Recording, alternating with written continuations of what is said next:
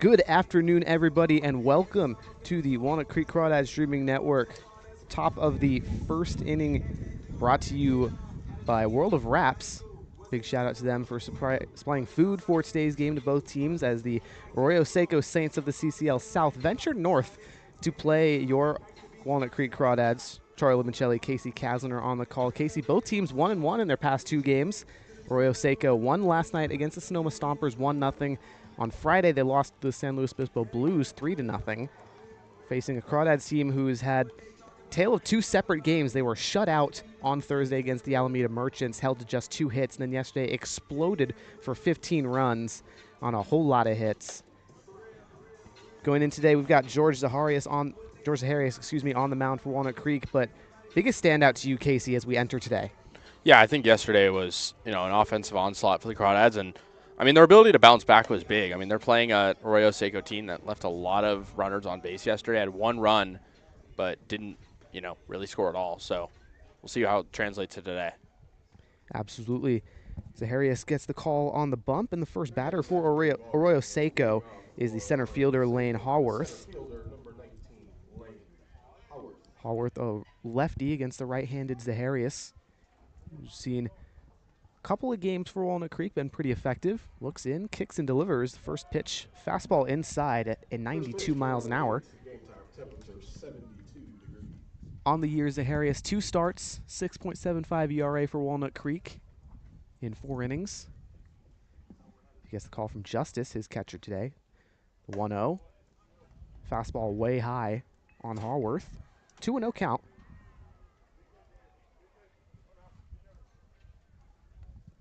Haworth, a native of Louisville, Texas, plays his college ball at Wichita State. Trying to be the leadoff man aboard here for the Saints. Zaharias breathes out, kicks and delivers the 2-0. Foul backwards, 2-1.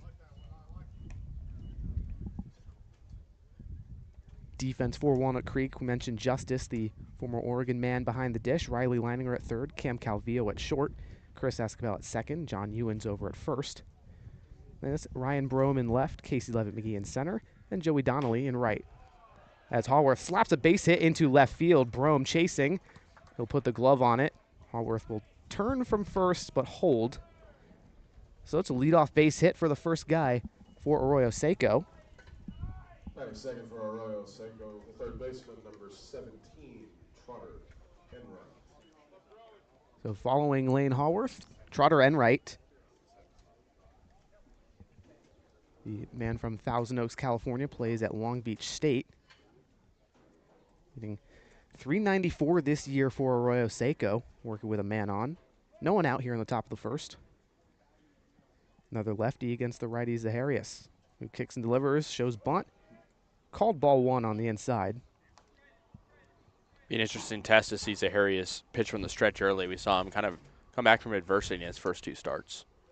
Absolutely. He struggled with command early in each of those appearances, but once he found a groove, he's really electric. One of the hardest throwers on the Crawdads roster. Here's the 1-0. Fastball on the inner third, called strike on Enright. Enright last night against the Stompers went 1 for 4 with a walk, a strikeout, and a base hit. Currently has an OPS of .823. 15 hits on the year, 8 runs batted in. The 1-1 to the lefty, fouled off the left side, well over the Saints dugout, out of play. First 2-strike count on a Saints hitter today, as Zaharias has worked this one 1-2.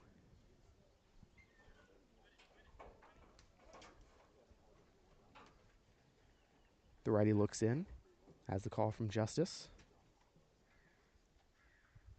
The pitch from the stretch. Fastball high, ball 2.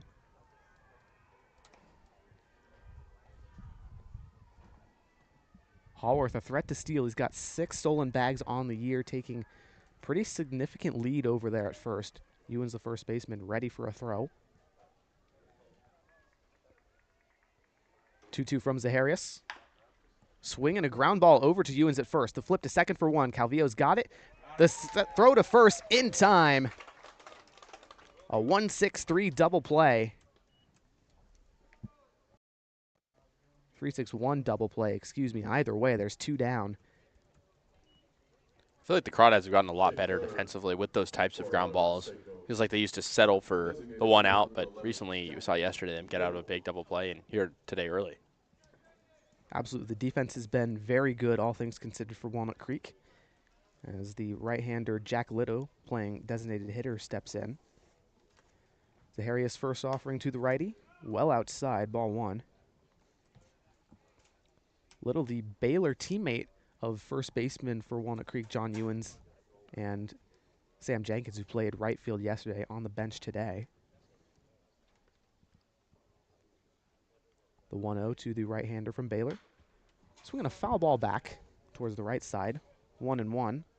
A lot of the Big 12 represented in this game on the bench and in the actual game itself. Absolutely. Guys from Baylor, Arizona State, among countless others. Texas Tech as well. Oklahoma State, too. Absolutely. Little in 10 games, hitting .359 on the season, 14 hits as he takes the 1-1 outside. Slider gets away from Zaharias. 2-1 on Little. Rising senior at Baylor. He also went 1 for 4 yesterday in the win over the Stompers. 2-1 from Zaharias back in the windup. Swinging a foul ball to the right side over the Crawdads dugout. Count evens, 2 apiece here. Top of the first, 2 outs. Little and the Saints trying to get a 2-out rally started here. The Crawdads trying to send him down scoreless and strike first.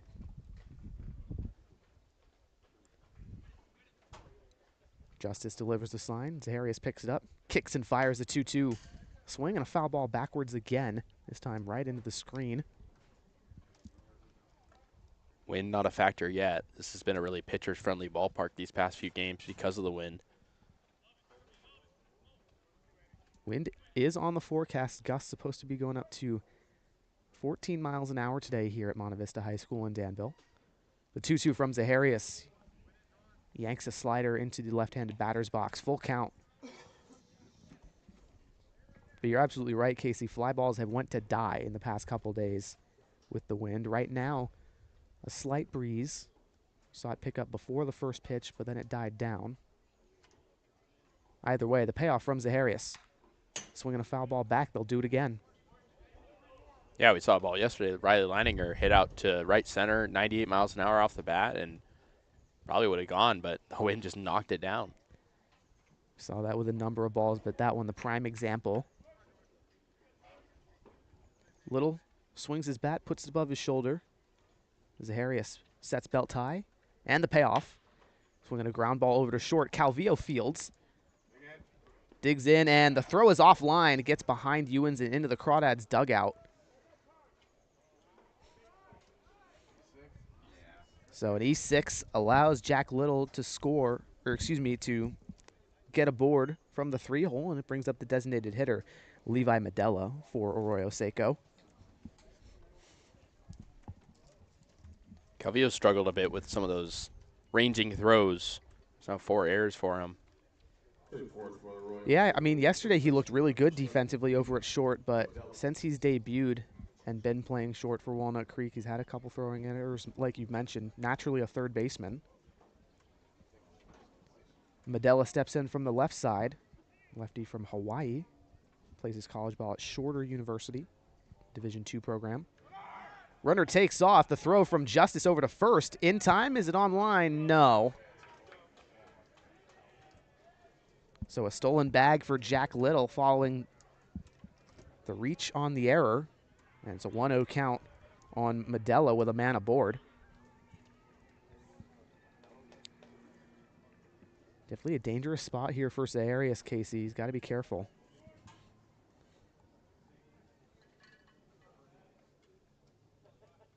The 1-0 from the stretch. Fastball on the inner third. Zaharias at 90 miles an hour on that one. We've seen him park it between 92 and 90 today. Also offers an 83-mile-an-hour slider and a changeup even slower than that. So Zaharias is going to step off as it's an 0-2 count.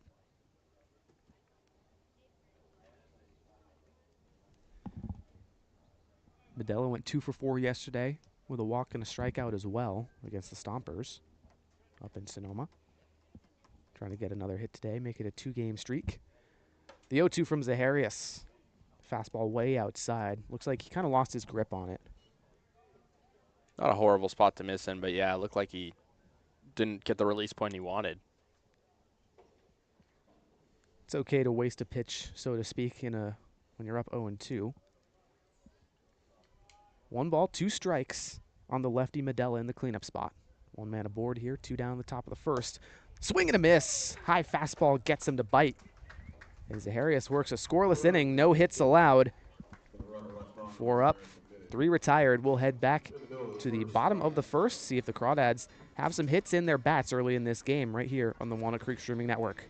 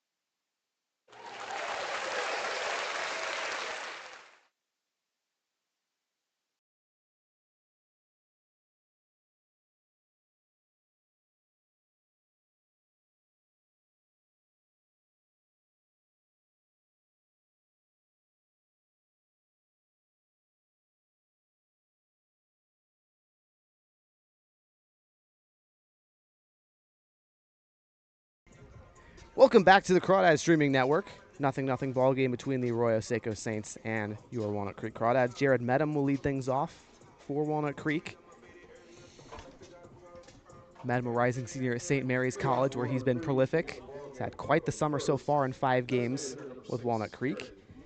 Hitting .346 on the year. He'll face Zachary Erdman, the lefty for Arroyo Seco. First offering from him, low and away. Ball 1. Erdman, a Texas Tech man, native of Lone Tree, Colorado. 1-1 this year in 2 starts, 1.28 ERA. Lefty kicks and deals, another outside pitch, 2-0 on Medham. Definitely a favorable matchup here for Medham against a left-handed pitcher when he's already got such a good hit tool, Kasey. Yeah, he's put it in play a lot. Hit it up the middle a lot yesterday. The 2-0 from Erdman. Fastball in the dirt, 87 miles an hour. So 3-0. Medham, definitely not a guy you want to walk. 3 stolen bags on the year. Led the West Coast Conference in stolen bases last year.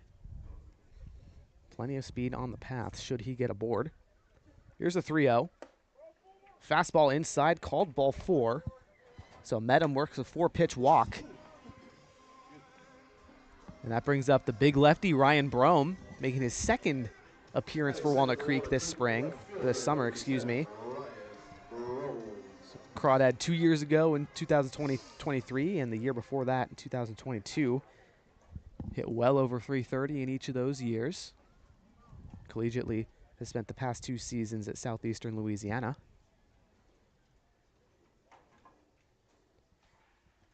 Erdman's first offering to the lefty, Brome, grounded up to short. The flip to second in time. The throw to first, also in time. A double play. Clears the bases, and there's 2 out for Joey Donnelly. Donnelly, excuse me, I was going to say, still leading the CCL North in average. Indeed, Certainly a he guy, is. even with 2 outs, you have to be afraid of. Yeah, it's a killer there, but definitely a guy who can start a 2-out rally. Donnelly hitting .452 on the season in 10 games, 14 hits, 6 batted in. The lefty's first offering to the left-handed right fielder inside. Erdman last pitched against the Conejo Oaks, 3 innings, allowed 5 hits, no earned runs in that appearance. Ultimately, Arroyo Seco lost 11-2 as Donnelly swings and misses at the 1-0 offering. 1 ball and 1 strike on the Cal Berkeley man, also in his 3rd year with Walnut Creek. Like Brome, was there in 22-23, took last summer away from the team. Erdman fires a 1-1 fastball on the lower third, 1-2. Donnelly facing the team he played with last year, actually. Spent 2024 with Arroyo Seco, where he hit .327, 20 runs batted in on the year. The 1-2 offering outside check swing. The appeal to third says no. So it'll be 2-2 on Donnelly.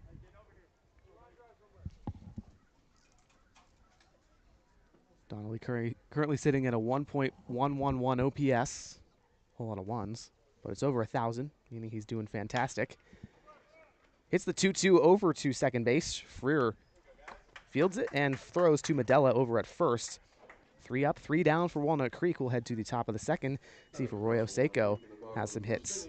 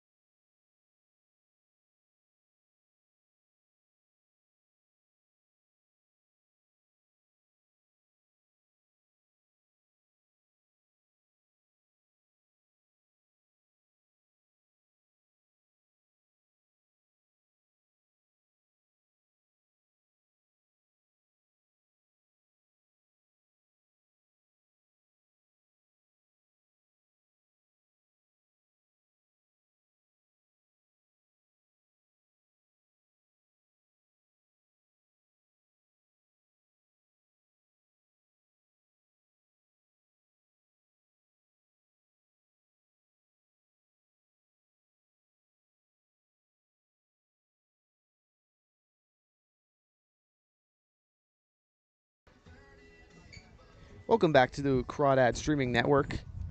Live from Monte Vista High School out in Danville. 0-0 ball game between the Arroyo Seco Saints and the Walnut Creek Crawdads. Saints take their second at-bats of the day here in the top of the second. Jax Ryan, the former Arizona State Sun Devil, he'll hit first in the 5-hole. Zaharias first offering to the righty, swing and a miss on the 90-mile-an-hour fastball inside. 0-1 on Ryan. We hit .280 this spring with the Sun Devils, but did not see a starting role as he was jammed behind a star-studded infield. Slaps one over to third. Fair ball for Leininger. The throw to first. Offline. It bounced in the dirt. Ewens can't snag it.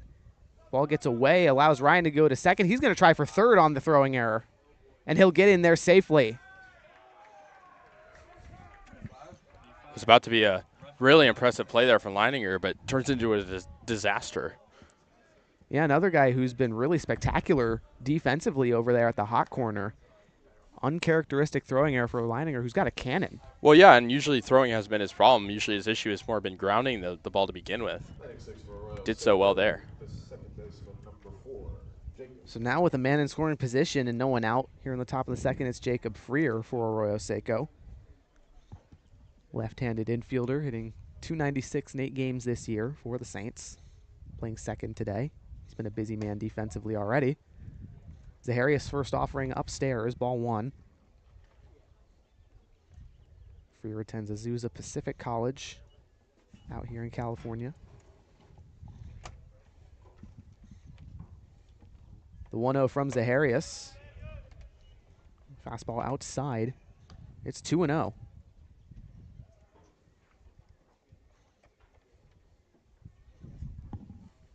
Freer held hitless yesterday, or excuse me, in the last game against the Blues. He did not play yesterday against the Stompers.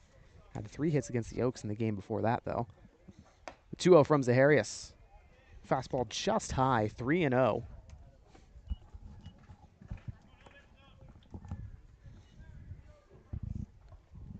Excuse me, 3-1 count.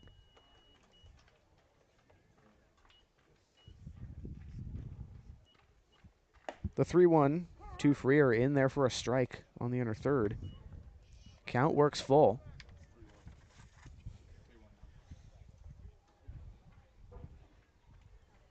Or perhaps it's still a 3-1 count.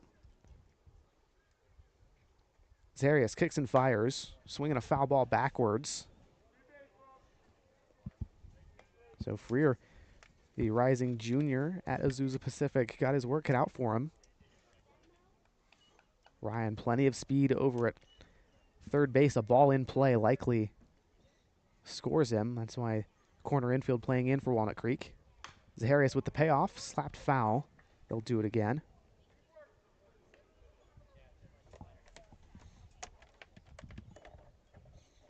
Zaharias, a native of Menlo Park, California, not too all far from here. Went to Menlo Atherton High School, where he was the team captain for the school's baseball team.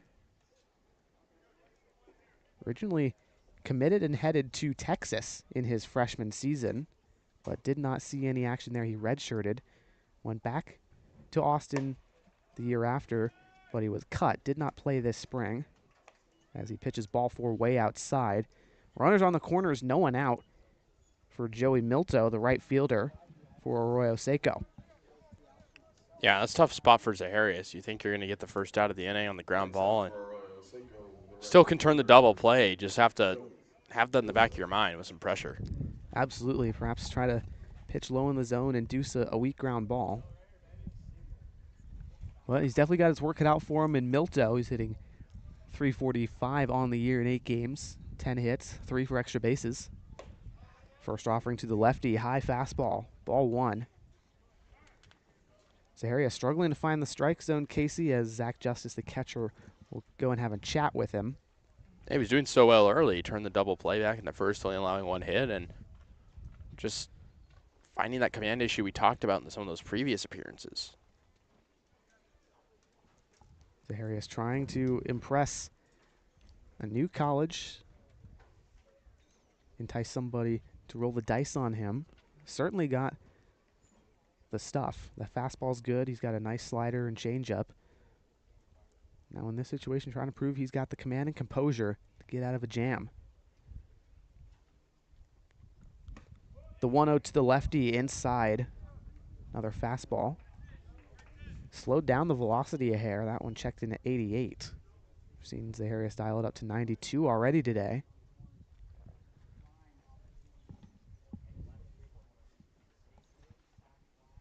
It'll be 2-0 on Milto. Had a hit yesterday in 4 at-bats. 2-0 pitch low. Runner goes from second, but Justice will hold the ball. Doesn't want to throw to second and allow Ryan to get a free score over from third. Feels like at this level, like that's a free stolen base in pretty much every circumstance. We never really see a throw, and when we have, it's led to that stolen base. Yeah, Something you're to think absolutely about. right. think the one time that we have seen a throw, it was the Crawdads on defense and then allowed a runner to come through. Either way, it's 3-0 on Milto. Zaharias kicks and fires a get-me-over fastball. It's a good recovery pitch.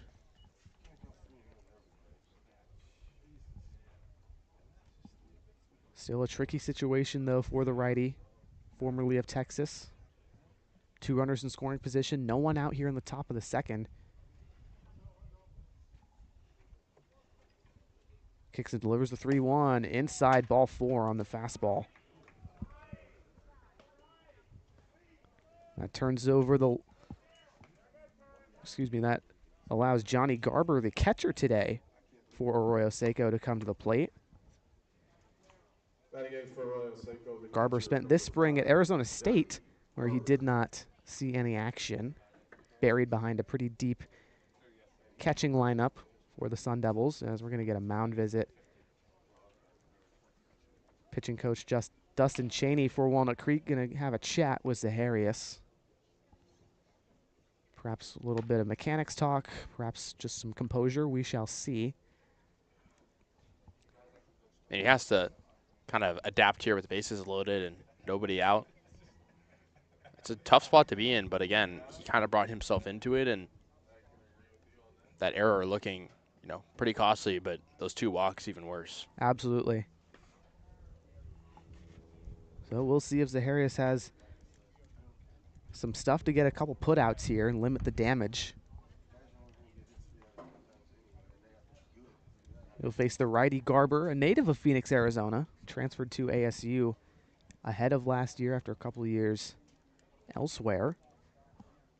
Hitting .214 this season with Arroyo Seco in 5 games. 3 hits, 1 run batted in. Also has 6 strikeouts and 2 walks.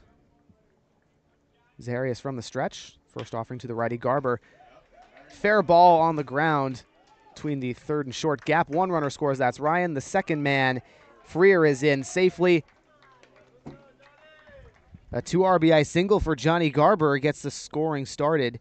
And Arroyo Seco with a 2-0 lead here in Danville.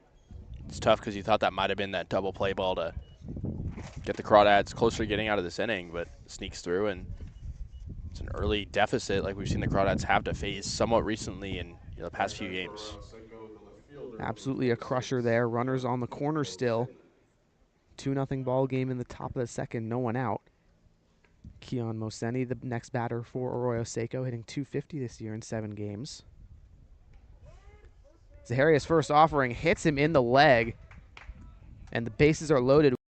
Kasey, nightmare inning in the works right now for Walnut Creek.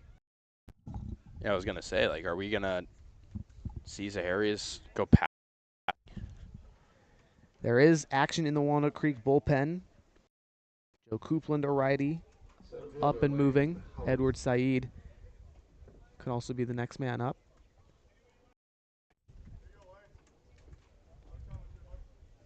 Zaharias. And as the lineup turns over, Tallworth up. He takes the first offering for a ball. Feels like Zaharias is just not getting that first. I mean, most guys take the first pitch, and it's been a ball pretty much every. Yeah, the Saints hitters have just been able to continue to lay off on the first pitch. No incentive to. 1-0 fastball finds the zone. Zaharias now in a 1-1 count on Hayworth. Haworth, the center fielder, hit a single in the first to lead things off for the Saints, but was out on that double play. Full man and right. 1-1, another fastball clips the inner third. 2 straight fastballs closer to the heart of the plate, Kasey.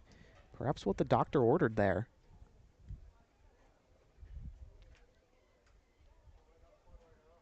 Bases juiced for the top of the lineup in Haworth. No outs in the top of the second. The 1-2 swing and a ground ball up to Zaharias. His glove gets on it, and it deflects over to second base. Esquivel can't handle it on the weird hop. Either way, 1 runner scores. 3-0 ball game for Arroyo Seco. Bases still low. As to whether that's a hit or probably a base hit based on the and the speed of it. Third baseman Trotter Enright. Situation for Trotter Enright, excuse me, Enworth. And here comes head coach Brent Cummings for Walnut Creek, likely going to do it for George Zaharias today.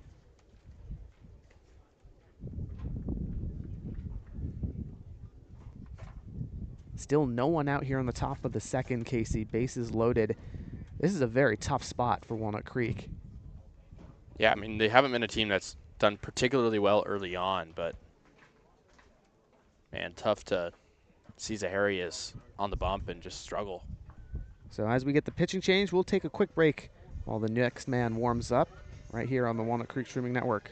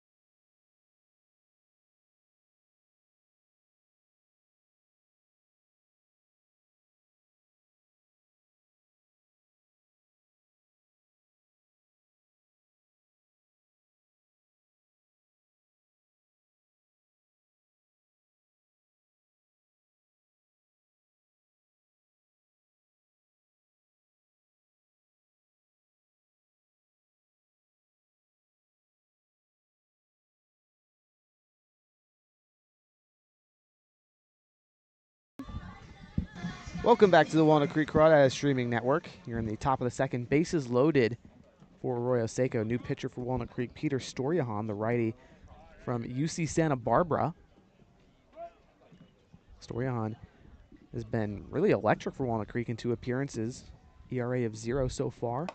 As he faces the lefty, Trotter Enright. Delivers a fastball outside, ball 1.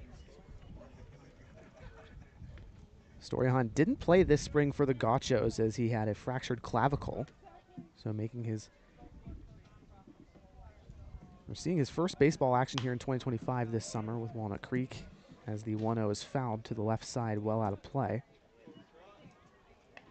He's a guy we talked with and said he really excited just to join the Crawdads after playing last year in the West Coast League and how different it can be weather-wise and just league-wise now in the CCL.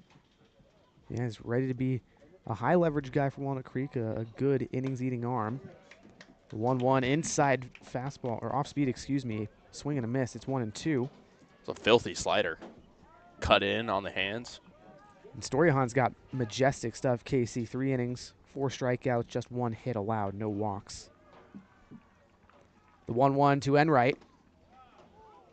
Breaking ball way inside, and it looks like it hits Enright on the leg. I did not see it hit him. Neither did I, but that's the ruling.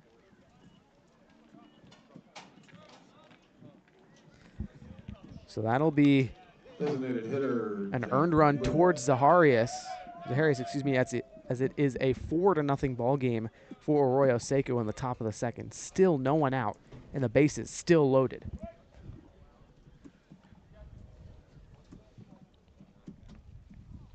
Jack Little, the right-hand hitting DH, steps in and takes a slider well outside. Ball 1.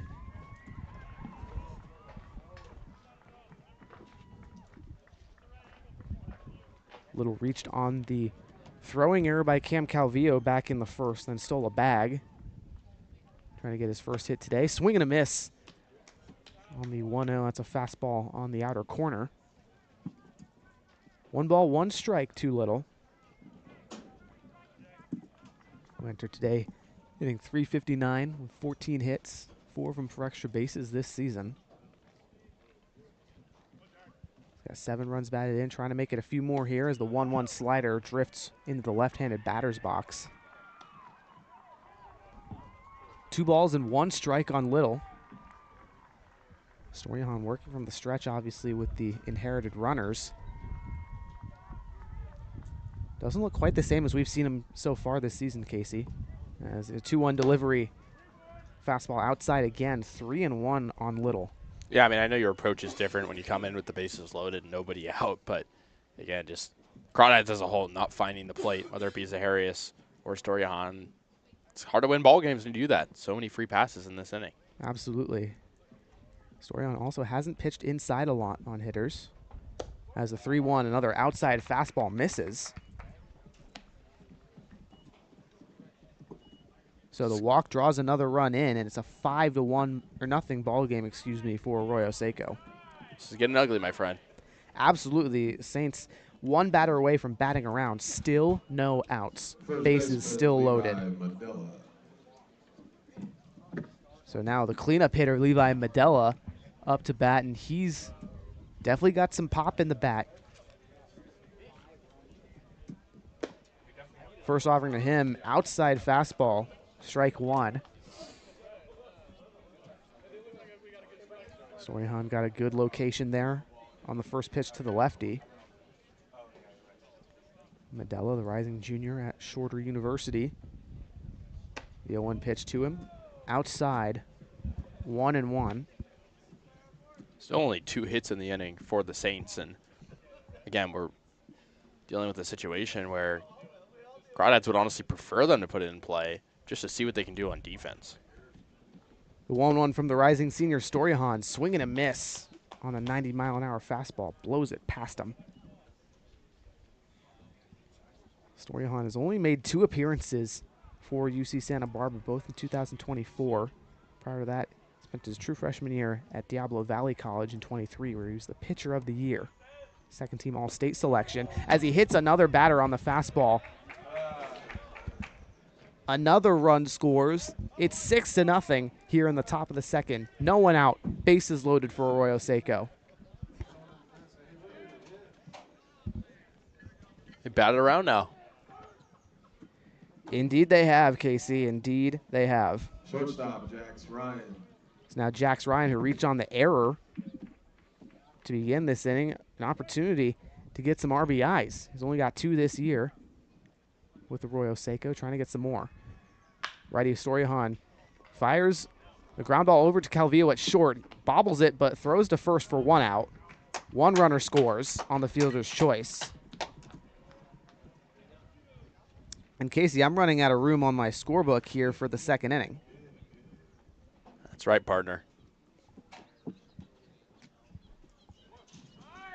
7-0 ball game for Arroyo Seco in the top of the second. 1 out.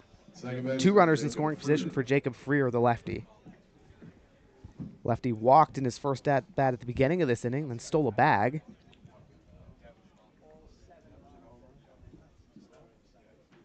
First offering from Storyhan to the lefty. Fastball over the heart of the plate, strike 1. That looked like he had some extra effort in it.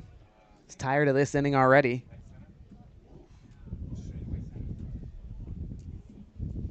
Storyhan breathes out, and the 0-1. Another fastball misses inside. That looked good from here.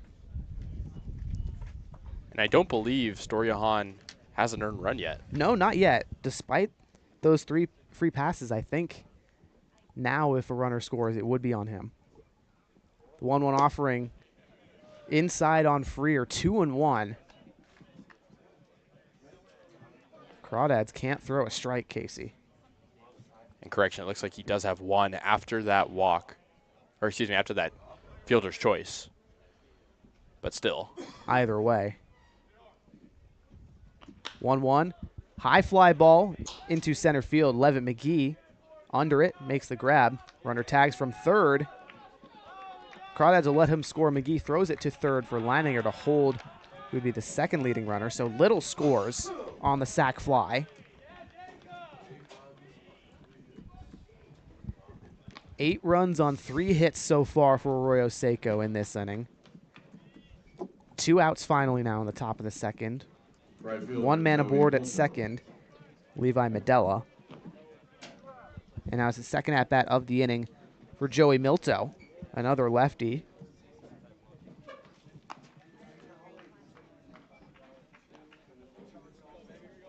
Stoyahan looks to second at Medella. Kicks and delivers the first offering. Swing and a miss on the fastball. Milto out ahead of it.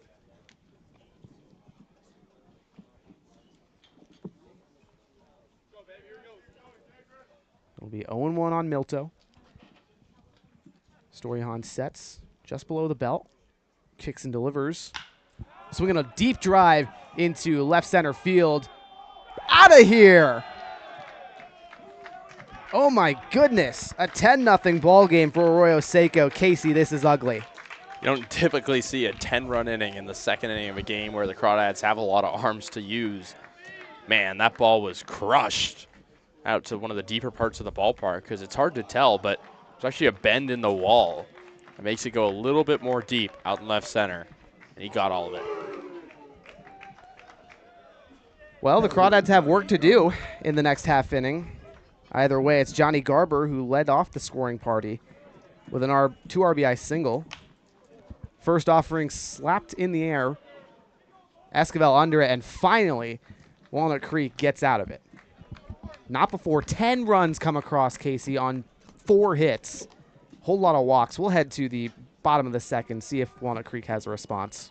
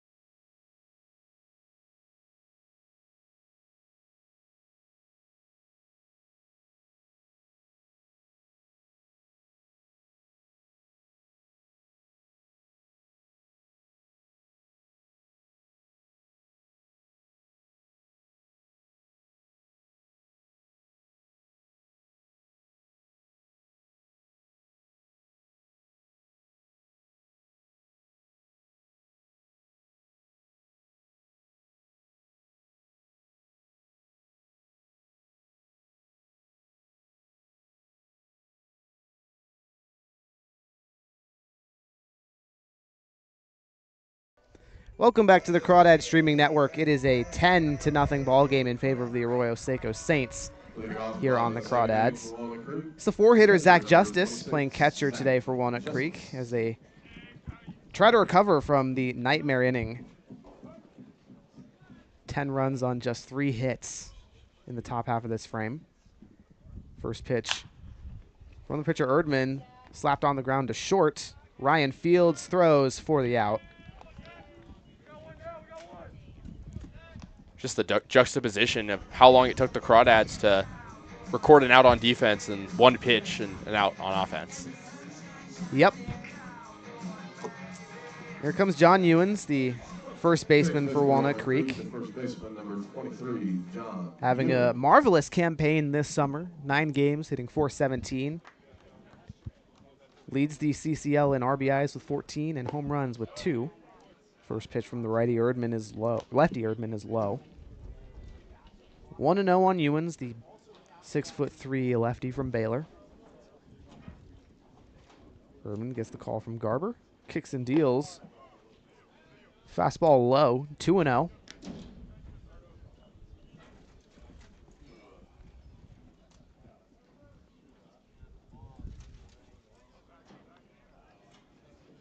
Ewens steps in. Erdman winds and delivers the 2-0. Check swing. Did he go? Yes.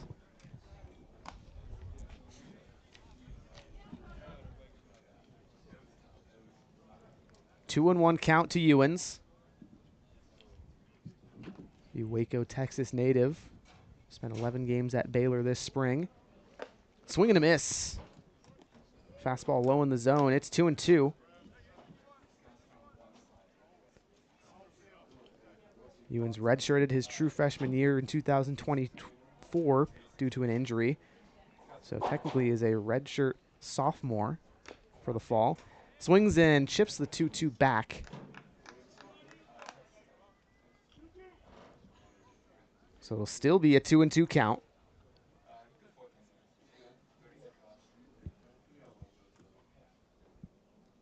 Erdman rocks back and fires the 2-2. Swing and a miss. Fastball blows it past him.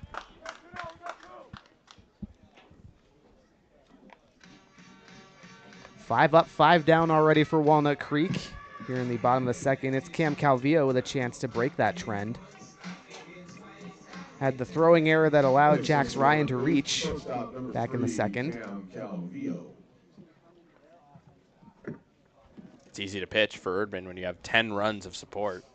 Yeah, you don't really have any cares in the world up there. You're just going and playing catch. The 0-1 to the righty Calvillo, slapped into right field. Milto back and under it. One pitch, 1 out. 3 up, 3 down for Walnut Creek in the bottom of the second. We'll head to the top of the third, see if Arroyo Seco wants to make it an even bigger deficit.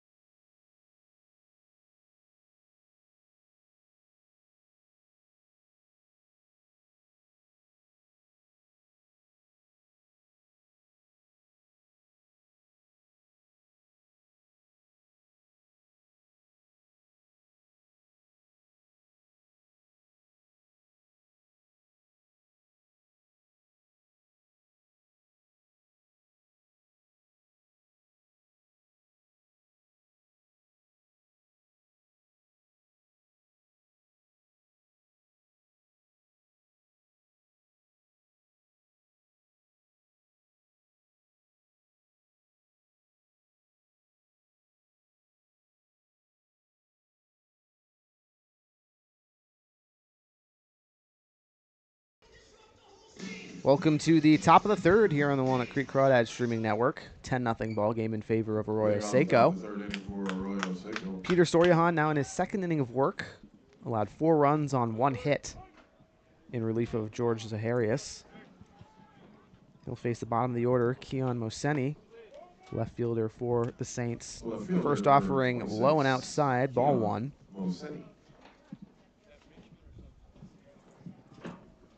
Moseni, native of Conway, Arkansas, goes to Central Arkansas University. Takes the 1-0 offering outside slider from Storyahan. Didn't quite have the location, so it'll be 2-0 on the lefty. Storyahan looks in, kicks and delivers. Fastball outside, ball 3.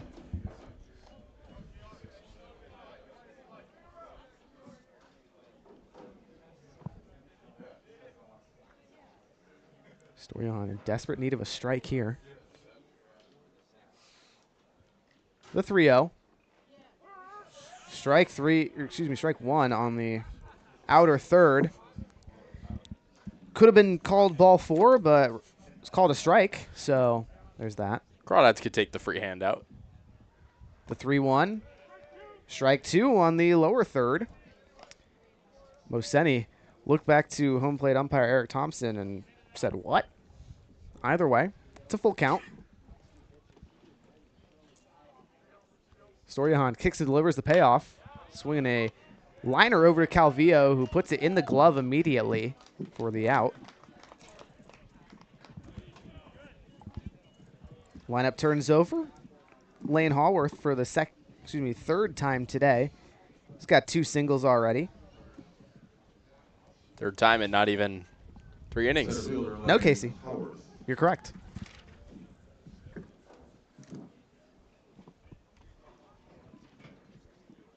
Stoyahan's first offering to the righty. Beautiful slider, sits in the zone perfectly. Strike 1. Haworth entered today hitting .273 on the year, 9 hits, 7 runs batted in. As he takes the 0-1 way inside, it almost hits him. Stoyahan yanked a fastball at the belt. So it'll be a 1-1 count on Haworth, the center fielder for Arroyo Seco. Stoyahan delivers, swinging a foul ball back. 1-2.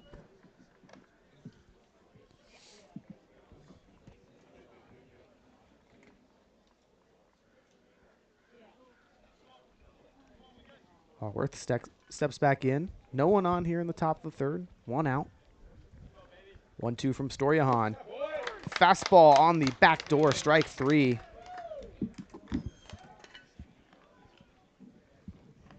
So with 2 down, it's Trotter Enright, the 2-hole hitter, playing third base today.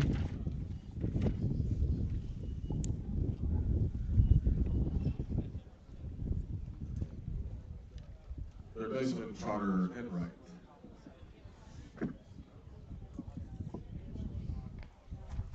Enright, another lefty, steps in.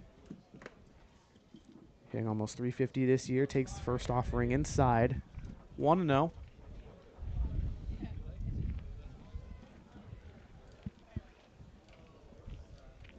Stoyahan sets on the rubber, collects, kicks, and fires. Swinging a ground ball up the middle, base hit for Enright with 2 outs.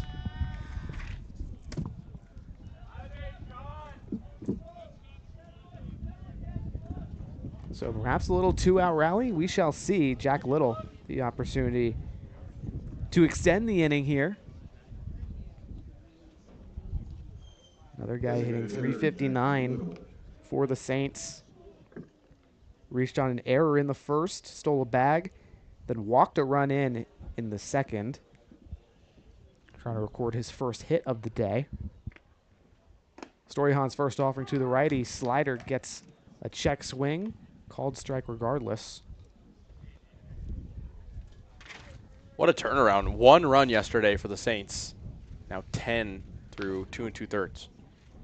Indeed.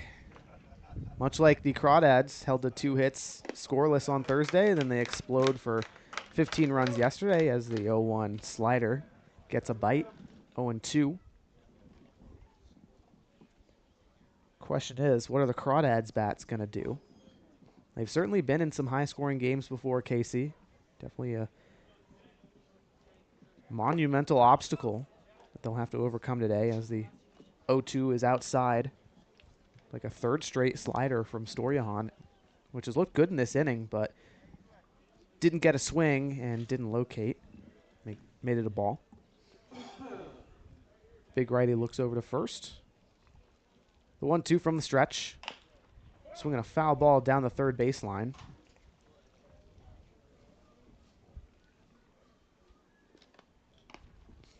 Still 1 ball and 2 strikes on the 3-hole hitter Little. 1 runner on. That's Enright after the single in the last at-bat over at first. 2 outs in the top of the third.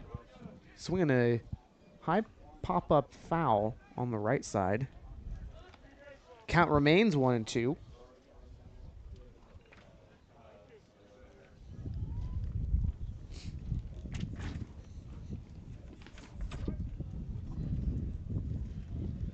Little steps in from the right-handed batter's box. The 1-2 from Storjahan. Breaking ball looked like it was about to hit Little, but somehow breaks its way into the glove of Justice. 2-2.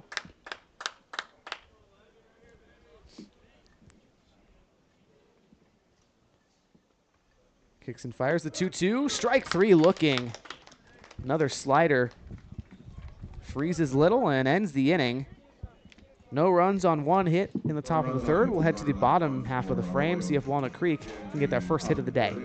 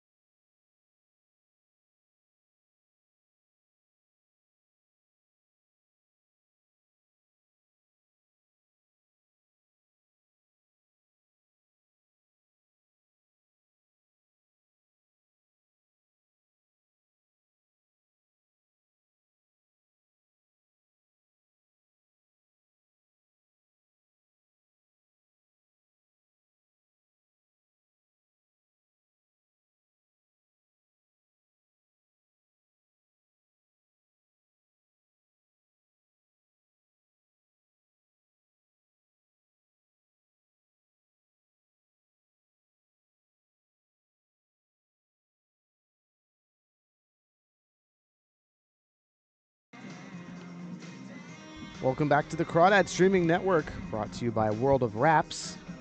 It's a 10-0 ball game in favor of the visiting Arroyo Seco Saints over Walnut Creek. Still looking for their first hit of the game. It'll be Riley Leininger in the 7-hole to lead things off. Left-handed hitting third baseman. Having a decent season, hitting .222 in 11 games this year. 4 runs batted in on 8 hits. First offering from the lefty Erdman. Misses the zone, 1-0. Erdman now in his third inning of work. Hitless and scoreless ball so far from him. 1-0 to Leininger. Another fastball well inside. Leininger has to jump back to avoid it.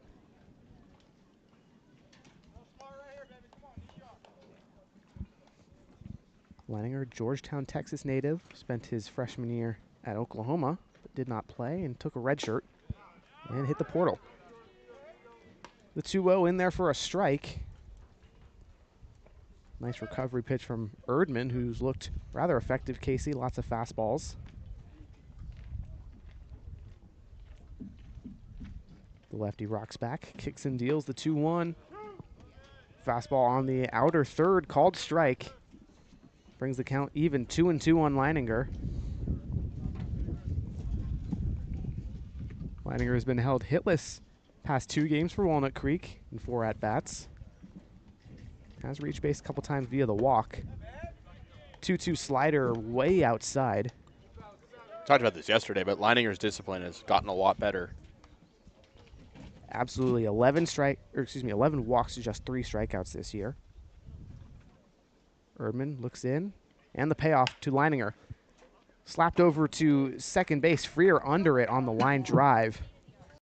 Off the bat, but kind of tailed out as it headed towards the back of the infield. 1 down. This game kind of reminding us of the Menlo Park game where Crawdads just couldn't get any base runners. I mean, obviously Medham got on to start the game. A hit hits have come to premium. Absolutely. Crawdads have not gotten a hit yet. It's the righty Chris Esquivel playing second base with one down. Stops the first offering foul from 0-1 quickly. The rising senior formerly of St. Esquivel, another guy having a pretty fantastic year. Bottom of the order for Walnut Creek, 10 games, 292 batting average, 2 runs. Also has more walks than he has strikeouts. Esquivel steps out. Now he's back in after the brief timeout. The lefty Erdman deals the 0-1. Swinging a high fly ball right field. Freer from second base gets under it and puts it away. 2 down for Walnut Creek in the bottom of the third. Both of those plays over to Freer, who's been mighty hot. Also was the first fielder on that double play back in the first. Either way, it's Casey Levitt-McGee for Walnut Creek, who had a magnificent game yesterday to bust out of pretty long slump. Had 3 hits yesterday, 3 runs batted in, 2 singles and a double. The lefty outfielder fouls back the first offering he sees from Erdman. 0-1. Levitt-McGee, the lane. Spent 2 years there, earned a place at Cal State Bakersfield collegiate baseball season. Erdman's 0-1. Foul. Third called strike. Now it'll be 0-2 on Levitt-McGee, the San Francisco native. Went to Sacred Heart High School. Thanks to yesterday, Levitt-McGee hitting 192 now on the year in 8 games. As he grounds the 0-2 over to second base, Freer, a busy man, catches a line out, a pop out, and fields a ground ball. To end the bottom of the third, we'll head to the top of the fourth, see if Arroyo Seco can extend the 10-0 lead here on the Walnut Creek Streaming Network.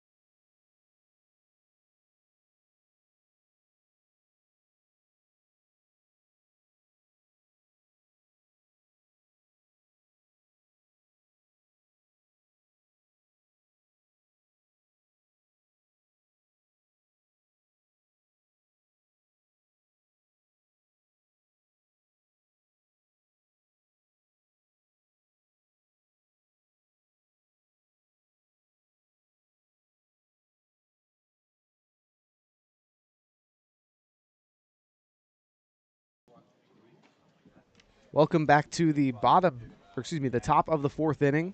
Arroyo Seco up 10-0 here as they will come to bat once again. New pitcher for Walnut Creek is Joe Coupland, the righty from Chabot College, a rising sophomore there. Start the inning facing Levi Medella, the lefty first baseman for the Saints. Righty's first offering fouled backwards. It'll be 0-1. Coupland this year has pitched twice for Walnut Creek. 2 innings total. 3 hits, 2 walks, and a strikeout. 13.5 ERA.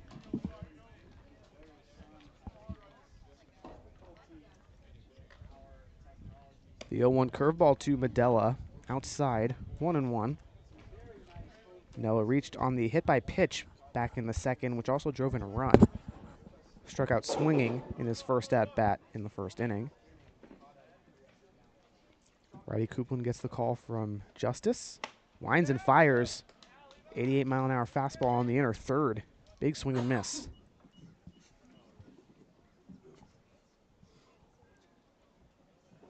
Coupland's fastball able to touch 90 miles an hour. It's pretty good for Chabot this year. 11 appearances, 5.01 ERA, 24 strikeouts. As he fires in the 1-2, slapped high in the air to left field. Brome comes down and fields for the out.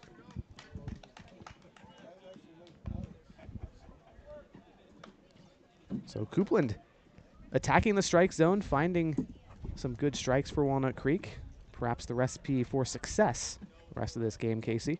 Yeah, I mean, however you define this success in a 10-0 ball game, but Hey, you never know. There's a whole lot of innings. we'll see how Coupland takes the approach. Absolutely. Jax Ryan, the shortstop, now hitting in the 5-hole for the Saints. First offering to him goes for a strike, 0-1. Ryan 0 for 2 today, reached on a throwing error to lead off the second, then grounded out. Got an RBI, though. So he hits one high in the air, foul territory. Right over by us, actually. Tree over to our right.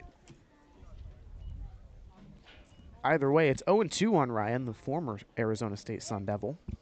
Hit 280 this spring for Willie Bloomquist and company.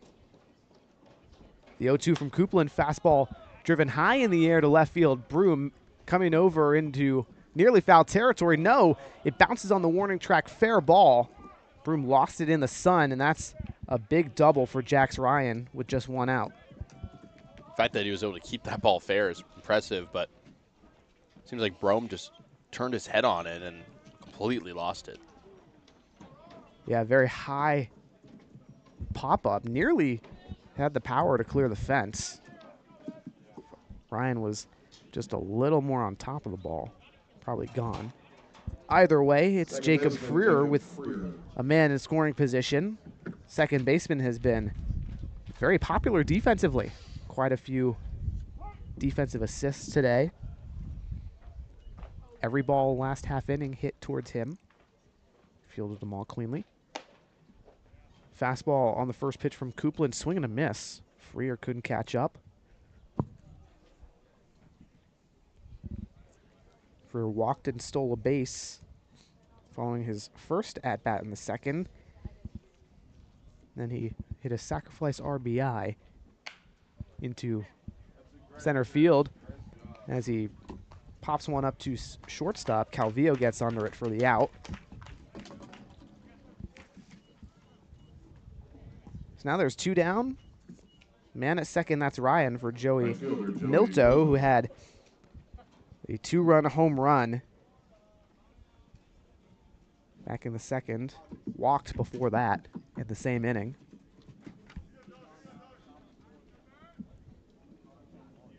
So Coupland working a couple quick outs. Obviously allowed the hit to Ryan.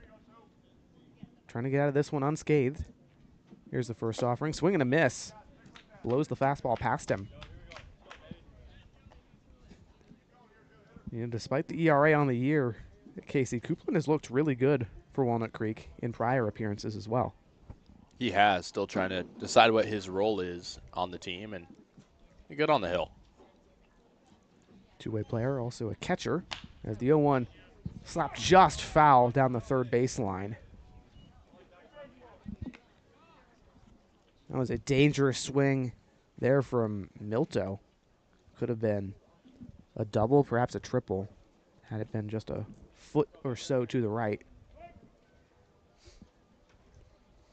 Either way, it's an 0-2 hole for the right fielder, Milto. Coupland looks in, gets the call. Kicks and fires from the stretch. The 0-2 inside, and it hits Milto.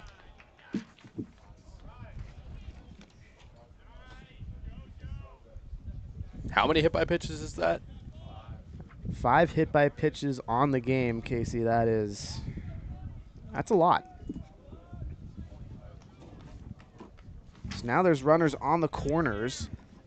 Or no, just second and first. Catcher Johnny As Freer, he Garber. took off to try to steal third on that 0-2 pitch. But because it hit Milto, he has to go back to second. Either way, it's Johnny Garber up. Had a 2 RBI single in the second. Also popped out to end that inning in the second at bat. First offering to the righty. Fastball trails outside. 1-0.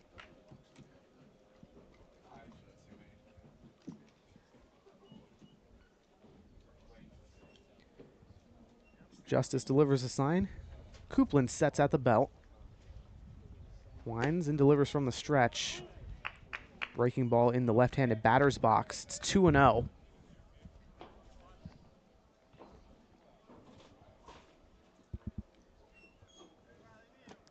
Coupland taking his time, spinning the ball for the right grip on the pitch call.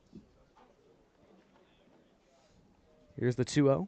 2 runners on, 2 out in the top of the fourth. Swinging a high fly ball into shallow right field. And no one can get there. Esquivel didn't have it, neither did Donnelly. The throw home as Ryan is in there safely. It's 11-0. Here with 2 down, runners on the corners for Arroyo Seco. So have a day, Johnny Garber. 2 RBI singles. A nice 2-for-3 day for him. And we're only in the fourth. Yeah, he's getting the bat to the ball, and Mosini. I mean, the Crawdads have to look at this score and should use it as inspiration. No hit still for Walnut Creek, and only still 7 for Arroyo Seco. First offering to the new batter, Keon Moseni, in there for a strike on the lower third. 0-1 to the Central Arkansas man, hitting .250 in 7 games for the Saints. Coupland from the stretch, and he plunks him on the back.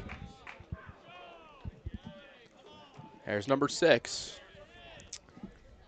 Indeed it is, Casey. Lineup turns over. It's Lane Haworth in center field.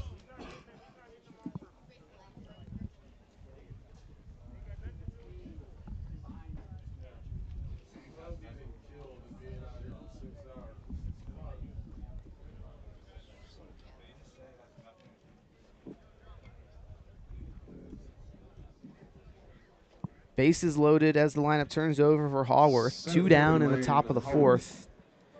It's 11-0 Arroyo Seco. Coupland's first offering to the lefty. Fastball over the heart of the plate, strike 1. Didn't try to do too much with that one. Saw some success. And we're going to get a warning to the Arroyo Seco dugout from home plate umpire Eric Thompson.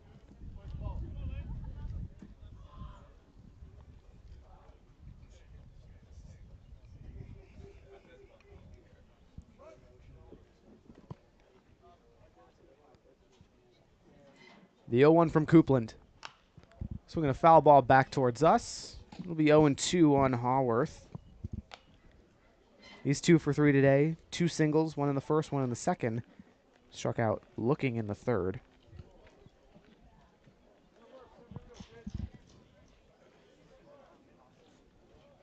Coupland spins the ball, puts it in his glove at the belt. Kicks and delivers, looking for a put away on the 0-2. Swinging a high fly ball just past the infield. Calvillo under it in shallow left, gets the out. Walnut Creek finally gets out of the top of the fourth. They'll head to the bottom half of the frame. See if they can finally get a hit today. We'll see right here on the Walnut Creek Streaming Network.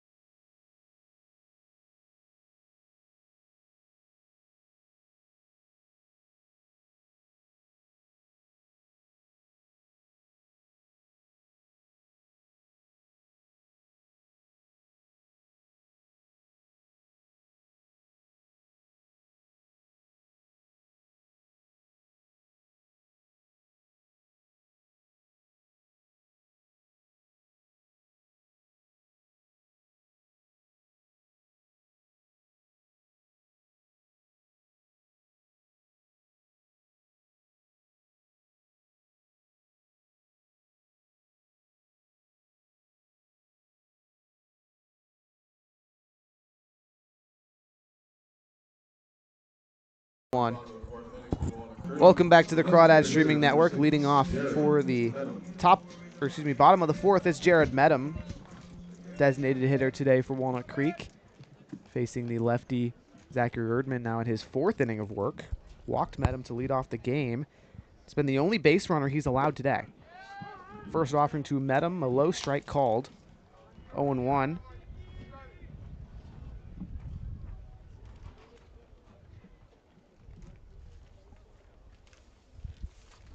Medham this spring, 297 average in 55 games at St. Mary's. He swings and foul tips the 0-1 into the glove of the catcher Garber. Quigley 0-2 on the righty.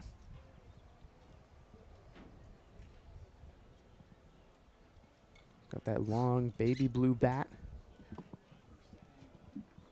The 0-2 swinging a ground ball up the middle at the pitcher Erdman. Fielded by the second baseman Freer off the glove for a 4-3 ground ball. So Medham retired, and it brings up Ryan Brome, the left fielder.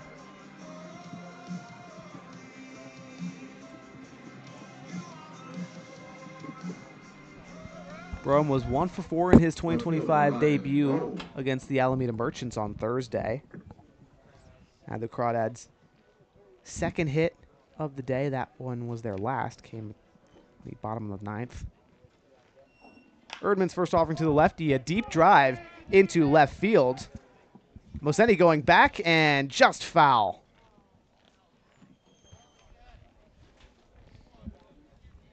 This is a guy who's got plenty of power, Casey. Showed it off there in foul territory, though.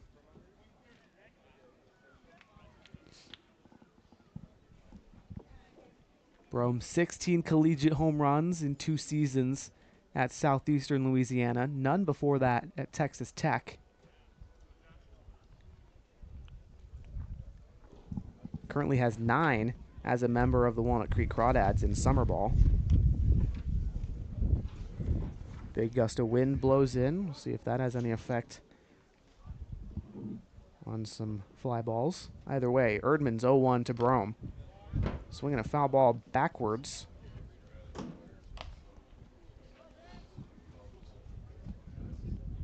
Brome spending some time with the Crawdads this summer trying to tune up as he enters the MLB draft. Going to play 3 days a week for Walnut Creek as he's going to commute from Lodi, native of Katy, Texas. Staying with some family. The 0-2 offering just misses the outer corner. 1-2 on Brome.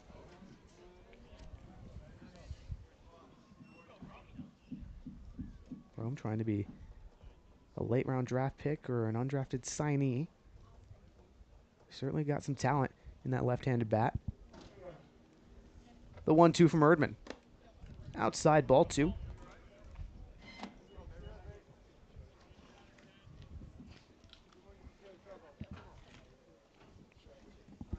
Brome really showcased his stuff this spring, hitting .355 at Southeastern Louisiana in 155 at-bats. 2-2 fastball inside. Loads the count full on Brome. In addition to 12 homers this year, Brome had 12 doubles and 2 triples. 29 walks to 31 strikeouts. Erdman rocks back. The payoff to Brome. Swinging a line drive into shallow center field. And the Crawdads with their first hit of the ballgame. Courtesy of Ryan Brome. Here with 1 down in the bottom of the 4th. So you get it started? Absolutely. Heart of the order up to bat for Walnut Creek. Joey Donnelly in the 3-hole. Try to get things going with a man aboard. Definitely the type of guy you want up. Leads the Crawdads and the CCL North in batting average entering today. .452. Another fantastic season he's having in the Creek. First offering chopped to Ryan at short. On for 1 at second. The throw to first not in time. So Donnelly into a fielder's choice on the first pitch.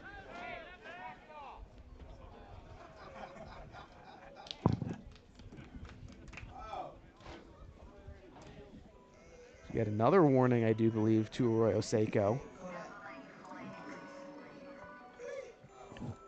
Either way, one aboard, 2 down in the bottom of the 4th as Zach Justice comes up for Walnut Creek. He's been held hitless in his past 3 appearances for Walnut Creek. 0 for his last 10 after a 1-for-3 debut. First offering to Justice is low, ball 1. Righty catcher from Oregon, was the top-rated catching prospect in the state. Out of Bend, Oregon, where he moved after 2 years of high school ball out in Berkeley.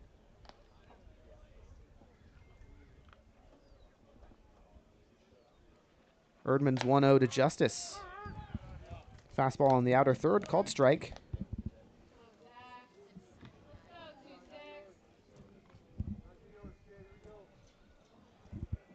Justice, second year in summer ball, played with the Kenosha Kingfish of the Northwoods League last year. The 1-1 to Justice. Swinging a high fly ball into right field. Milto ranging over and puts the squeeze on it. So the Crawdads continue to be held scoreless, though they did get their first hit of the day, courtesy of Ryan Brome. We'll head to the top of the 5th, see if Arroyo Seco will extend the 11-0 lead.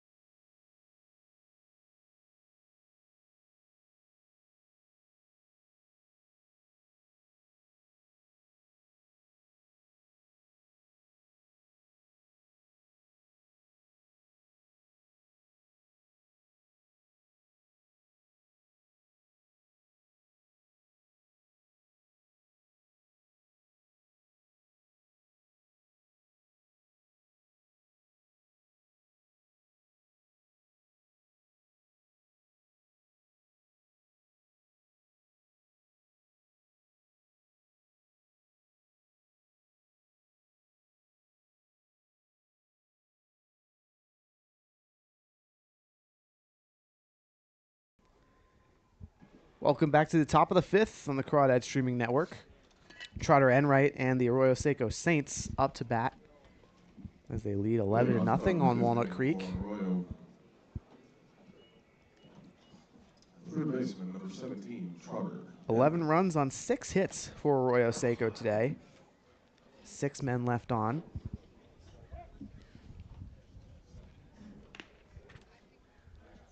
Coupland's first offering to Enright.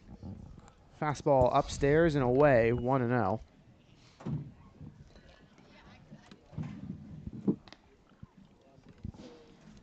Enright a single back in the 3rd, hit by pitch. Drove in a run in the 2nd. The 0-1 grounded up the middle, base hit. Leadoff man aboard for the Saints. They try to extend the lead. It's Jack Little in the designated hitter spot. Batting 3rd from the right side. Designated hitter, Jack Little. Little struck out looking to end the 3rd inning. Prior to that, reached on a throwing error from the shortstop Calvillo. Then was walked to drive in a run in the 2nd. So we get a brief conference between Coupland on the mound and the catcher, Justice.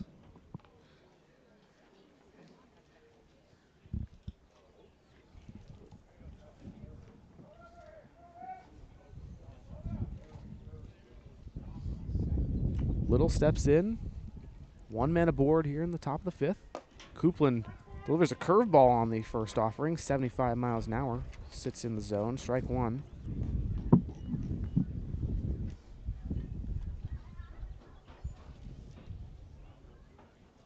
Coupland looks over to first. Now the 0-1 from the stretch.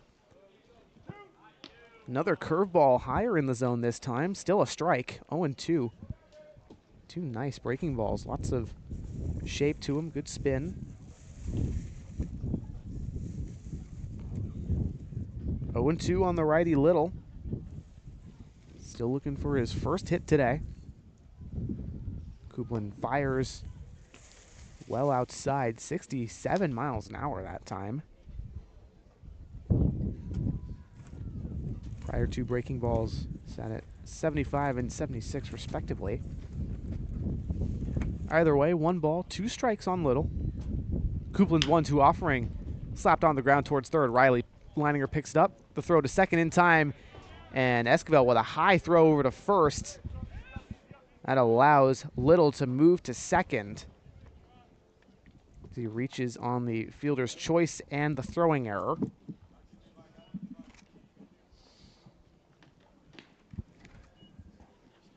So now man in scoring position with 1 down in the top of the fifth for the cleanup man, Levi Medella.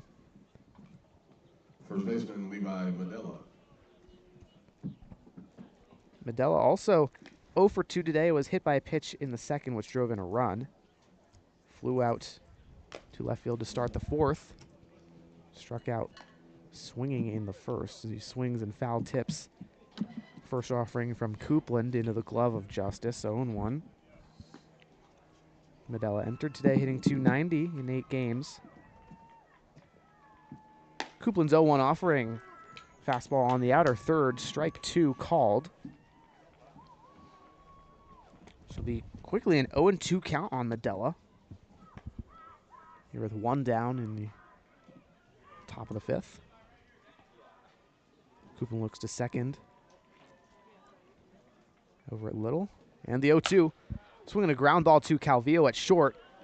Doesn't field it cleanly. Finally puts the throw on to first in time.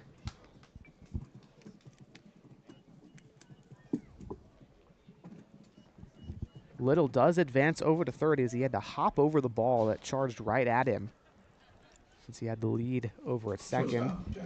Still a man in scoring position for Jax Ryan, who's 1 for 3 today. Had a sacrifice ground out in the second. That was the second at bat. Reached on the error before that. And then hit a double in the fourth. Takes the first offering for a strike. 0-1. Coupland continues to locate in the zone today, Casey. Looking pretty good. He's only given up the 1 run. 0-1 curveball sits on the outer third. Ryan can't believe it. It's a slow curveball again we've seen from him. Absolutely. The way that he's able to go from a 90-mile-an-hour fastball to a mid-70s curveball, it's rather impressive. Here's the 0-2 from Coupland. Goes with the fastball, swing and miss on the outer third. Ryan couldn't time it at all out in front. So we'll head to the bottom of the fifth, see if Walnut Creek has got some offense in their bones right after this.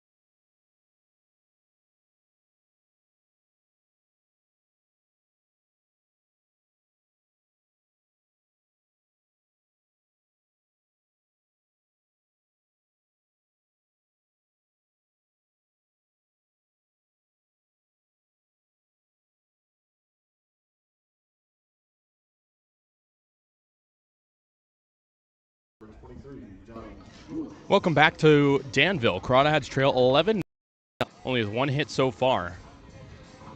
Same pitch, Zach Erdman, lefty on the hill for the Saints.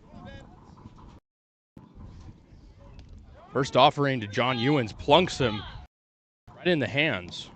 So, leadoff man is aboard for Walnut Creek here in the bottom of the 5th inning.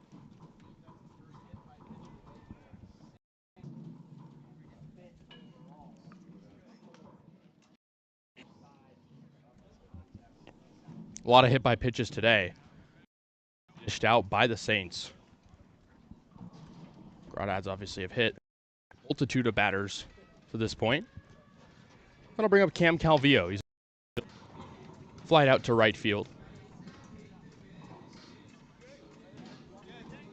Whereas the Saints have gone through their order, going on 4 times. Crawdads only been up once as a group. Now in their second time through. Ewens at first, a short lead. Calvillo, the righty, hits it straight to short. Taylor-made. Flip to second for one. On to first in time. And it's a 6-4-3 double play as Calvillo and Ewens sit down. I think that perfectly describes the woes so far for the Crawdads. They've just not been able to do anything right today, unfortunately. Still half the game left. That'll bring up Riley Leininger. Lined out to second. His last time up in the second inning. The lefty hitter digs in against the lefty pitcher. Takes low in the dirt, 1-0.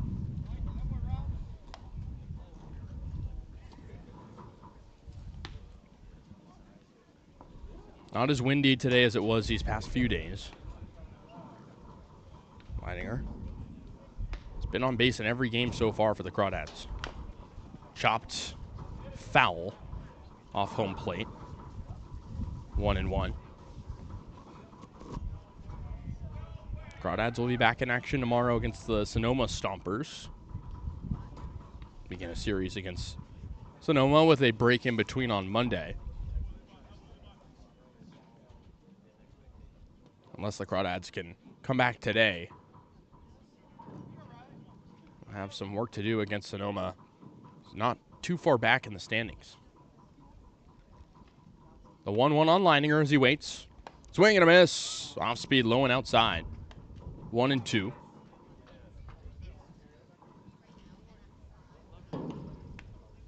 Two outs in the inning after the twin killer. 1-2 on Leininger.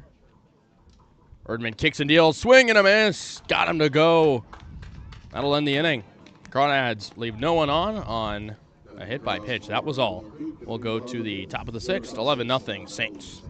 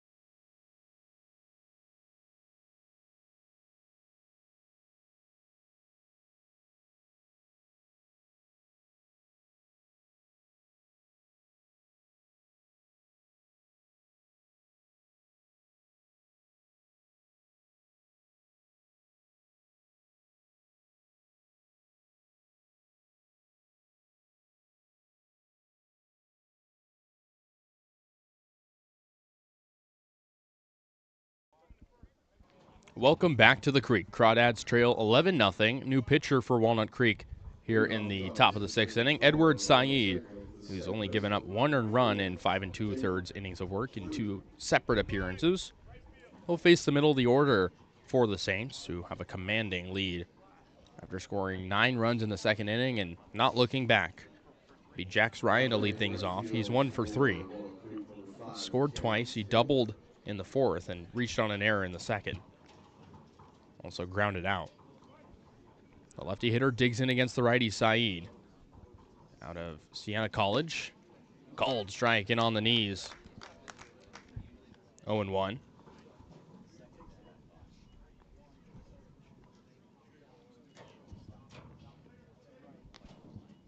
He waits on the lefty-righty matchup. Hits it high, left side, foul. Quick 0-2 from Saeed. Looking for another opportunity. They're not playing at Los Medanos. Jax Ryan out of Arizona State, currently in the transfer portal. Played in 32 games last year with the Sun Devils. The 0-2. Hit very high left side, trending toward foul territory. Leininger chasing into the bullpen, and he overruns it.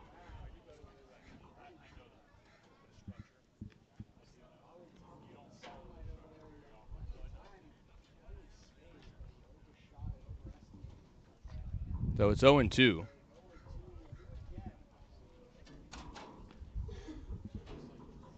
Crawdads looking to just find something positive in a game like this. Haven't really been used to big deficits.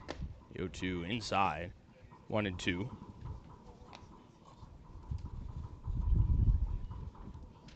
Saeed has been a bright spot for the Crawdads, starting in his last appearance against the Seagulls. The 1-2, kicks and deals. Just foul. Barely got contact on it, Freer did. Straight back to the screen, and it's still 1-2. 11-0 ball game. We mentioned the 9-run 2nd inning, where it took the Crawdads big load of time to get the first out in that inning. And from there, the Saints kept piling on as Saeed steps off. Maybe trying to fix the pitch comm.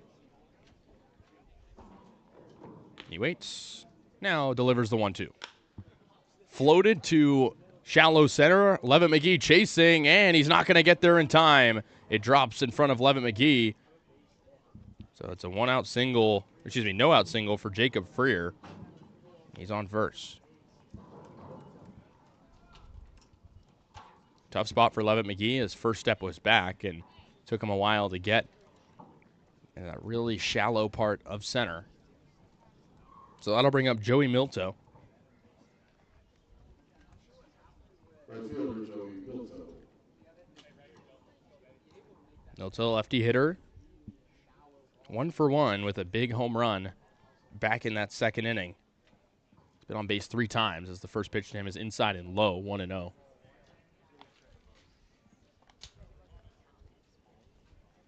That home run.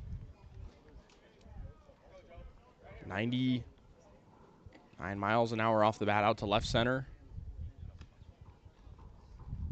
Increase the lead in that inning. The 1-0 is, again, inside and low, 2-0. We've seen the Crawdads come back. It's out against Menlo Park. They were down 6-0. Unfortunately for them, they lost that game. They are capable of a comeback, but 11 runs is pretty hard to come by here in the second half of this game. Freer at first, nobody out. Milto waits on the 2-0. It's high and away, 3-0. Keeps the bat on his shoulder.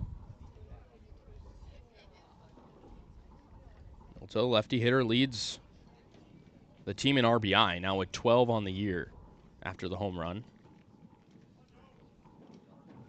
The 3-0 in there for a strike. Change up around the knees. No effort from Milto, and it's 3-1. Will be a rising senior at Bellarmine University. Career .266 hitter in 3 seasons over there. 3-1 is low, taken for ball 4. So it's 2 straight base runners allowed on by Saeed as Milto trots to first and Freer goes to second. Catcher Johnny Garber. That brings up the catcher, Johnny Garber. From Phoenix, Arizona originally, most recently playing at Arizona State. Hitting .214 on the year this season for the Saints. First offering plunks him right on the left bicep. So he holds it for a moment, and again, it's become another inning just like that second inning where the Crawdads load the bases with nobody out. Definitely another tough spot here, Kasey, with bases loaded, no one out. Crawdads pitching is just floundering today. So Mosani digs in. He takes a ball outside, 1-0. Bases juice. Saeed trying to get out of the jam. 1-0 at the plate to Mosani. Outside, 2-0. That's a great deal of consecutive pitches. Not close.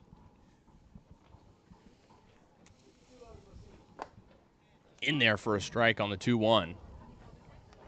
Mosani was a big part of that second inning, had a 2 RBI single. Also had an RBI single in the 4th. So he's 2 for 2. Jammed him a little bit, fouled to the left side, 2-2.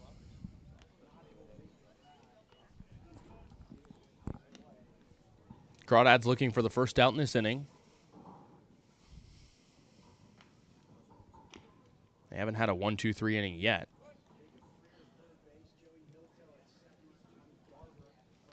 Two at the plate to Mosani. Playing left field today with the bases juiced. Ball inside, 3-2. Close pitch from Saeed, but Mosani held up. He was 1 for 2 yesterday in a frustrating game for the Saints that they ended up winning. Only 1-0 ball game. The 3-2. Hit out to center field. Levitt McGee catches it. No, he doesn't. Falls out of his glove. Tried to make a shoestring catch. All runners advance. Freer scores, and it's 12-0 Saints. Mosani is safe at first, so bases stay loaded with nobody out.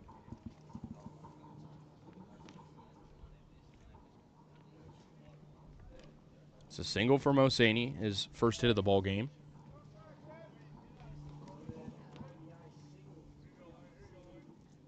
So now 12-0 ball game as this one becomes more and more frustrating for Walnut Creek. First offering to Haworth, the leadoff man, outside 1-0. He is now up for his 5th time here in the 6th inning. Second offering to him, not close, outside 2-0. Saeed still struggling, and there's nobody warming up for the Crawdads in the bullpen.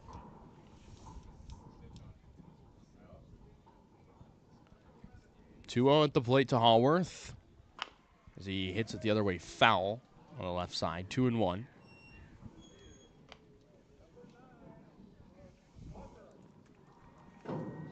Haworth, 2 singles in the game, one of which drove a runner in back in the second inning. He also struck out and popped out. So he's 2 for 4.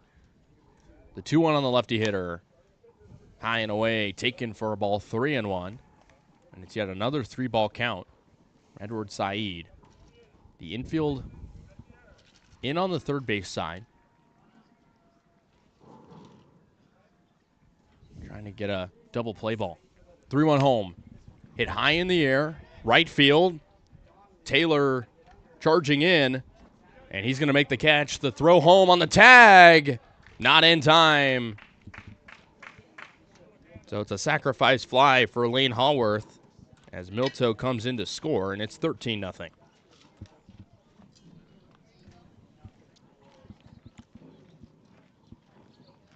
Taylor does a nice job out there in right field, getting under it. Had some mistakes yesterday and left. Plays the ball well. Third baseman, Puts a good Carter. throw on it, just not quite in time. And Saeed throwing the ball over to third just to check if he left in time. The umpire says he did. So it's a successful sacrifice fly for Haworth, and that'll bring up Trotter Enright. 2 hits for him today, both singles. Also was hit by a pitch back in the second and got into a double play in the first. Lefty hitter digs in. Leads the team in hits this year with 17.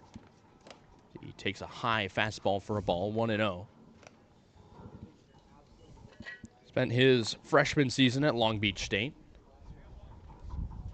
Our Bags struggled this year, but not a bad year for Enright. 240 season with 8 RBI.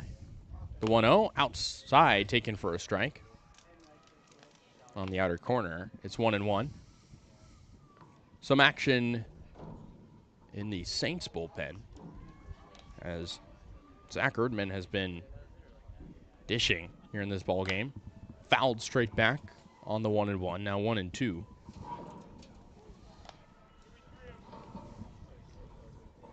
Enright out of Camarillo High School from Thousand Oaks, as the Saints made the trek up north, playing the NorCal teams. Inside on the 1-2. 2 balls, 2 strikes. Saeed looking for command, base open at third. Love to roll a pair here. 13-0 Saints and 10 hits. Drilled out to right field. This one, no doubt, goodbye, way gone out to right field. And it's a 3-run jack for Trotter Enright.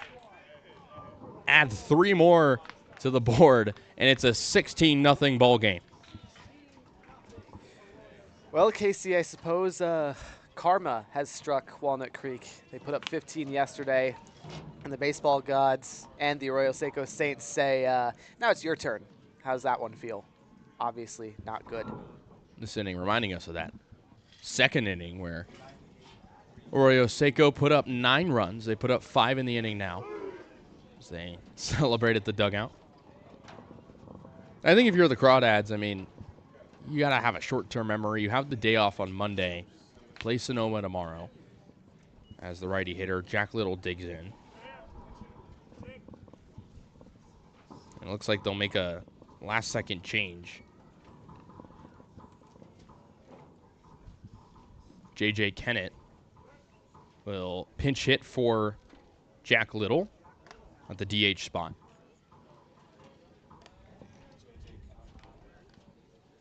Kennett hitting .273 on the year in 3 games. Gets a chance with the large lead.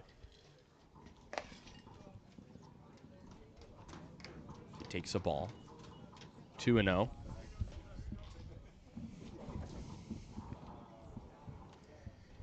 Kennett only 11 at-bats on the year. The righty hitter on the 2-0. Takes a strikeout or edge. 2-1.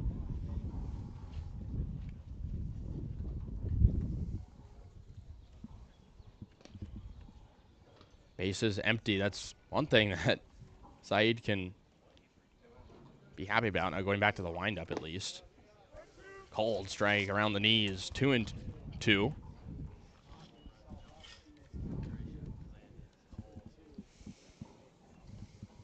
Saeed looking for the punch out. He's only been able to get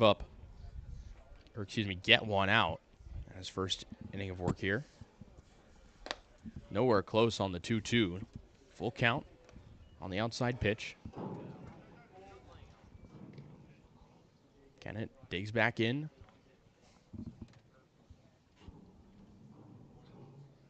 Saeed looks in. The payoff. Rope to right center field. Levitt McGee charges, makes the catch on the run for 2 outs. Levitt McGee's been busy out there in center. Caught the sac fly. Didn't catch a hit out there. That was single by Keon Moseni. But there's 2 away for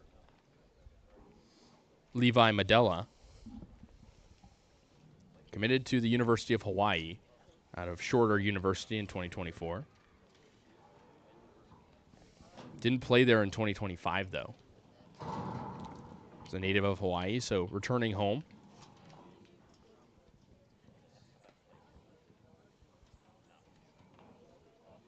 Hit 280 with shorter in 2024 as head coach Brant Cummings heads to the hill, likely to take out Edward Said as there's action in the Crawdads bullpen.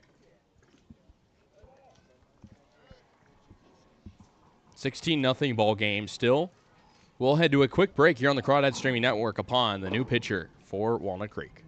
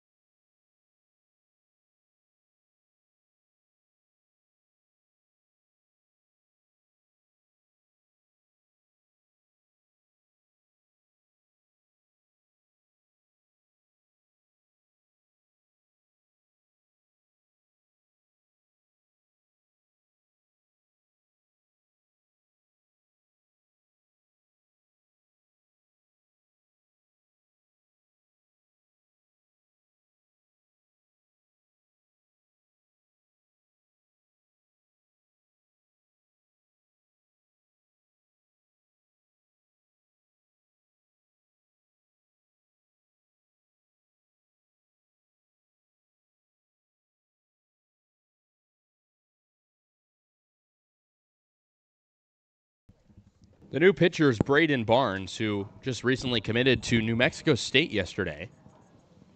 So he's celebrating some big news. He'll face Levi Medella. So Crawdads try to get the final out of the inning as he fouls one off to the right side. Lefty pitcher, lefty hitter. We mentioned Barnes, now a New Mexico State Aggie. Talked to him yesterday and had a relationship with the head coach Jake Angier out of high school and kind of just kept it. It's the 0-1 hit the other way out to left field.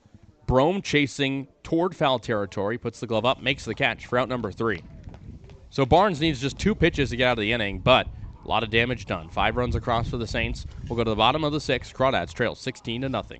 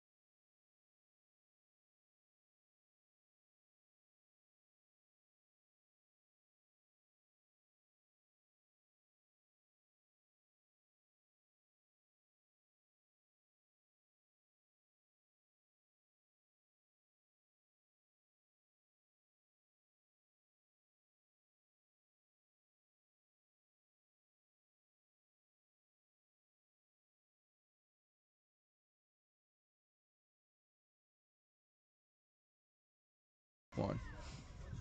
The new pitcher for the Saints is Maximo Newhart. After a fine outing by Zach Erdman, he went 5 scoreless, only giving up 1 hit to the Crawdads. So it's the righty Newhart out of Glendale Community College.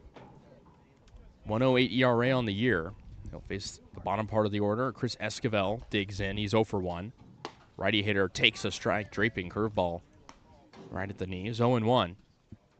Esquivel 0 for 1, like we mentioned, popped out to second back in the second inning. The 0-1 to him is fouled slowly to the left side, 0-2. 16-0 ball game. 11 hits across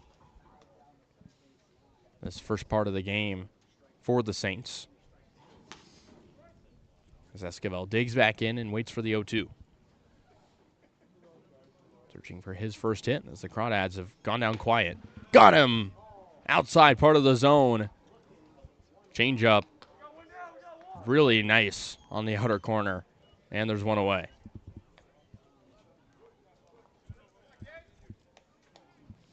So with one out in the inning, that'll bring up Casey Levitt-McGee. 3 hits for him yesterday. He's 0 for 1 today.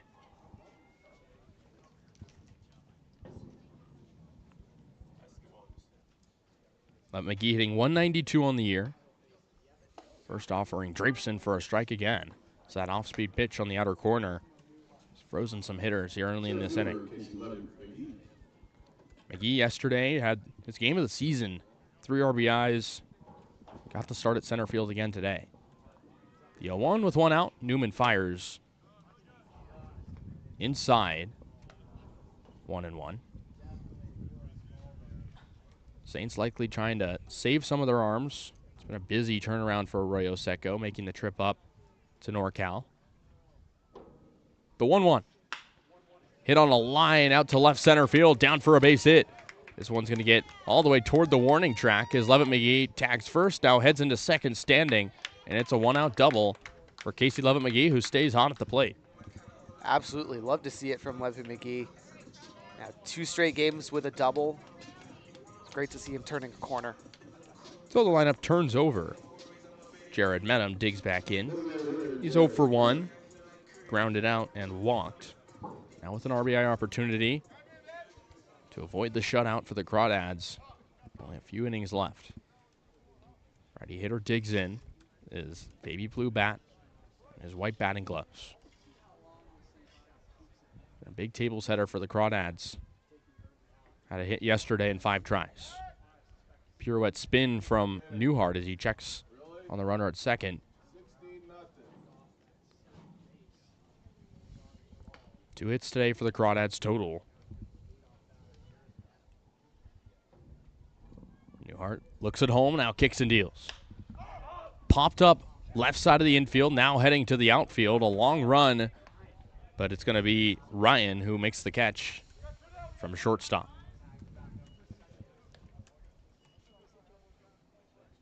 So there's 2 away. Levitt-McGee stays at second. That brings up Ryan Brome, who has one of the 2 hits for the Crawdads. He singled back in the 4th, grounded to a double play in the 1st. Brome only in his 2nd game of the summer. A late addition for the Crawdads, though he's been with the team before. Lefty hitter, righty pitcher. The tall Newhart stares in. The first offering fouled straight back, 0-1. Brome, half of his college career at Texas Tech, half at Southeastern Louisiana. He's now out of eligibility, so he has his eyes on the MLB draft. Hit .355 in this past year at Southeastern Louisiana. Really turned his fortunes around. The 0-1. Inside, taken for a ball, 1-1. Yesterday, he went 1 for 4, had a single. And he's a career .340 hitter with the Crawdads, now in his 3rd season in Walnut Creek. So he's been a player to remember for Crawdads fans. The 1-1. Inside, gets away from the catcher, Garber, and it's going to allow Levitt-McGee to move to 3rd. Pitch was called the ball, so 2-1. Levitt McGee at third. Crawdads trying to break the scoreless streak here. Uncharacteristic for a team that put up 15 runs yesterday. Lefty hitter Brome, his low stance and his black bat, awaits the pitch from Newhart. Inside on the 2-1, now 3-1.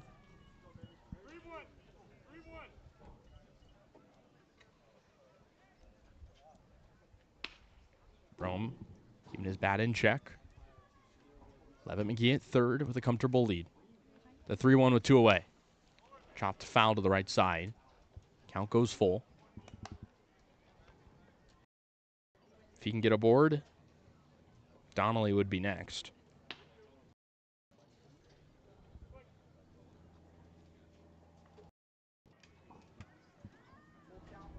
Full count from Newhart.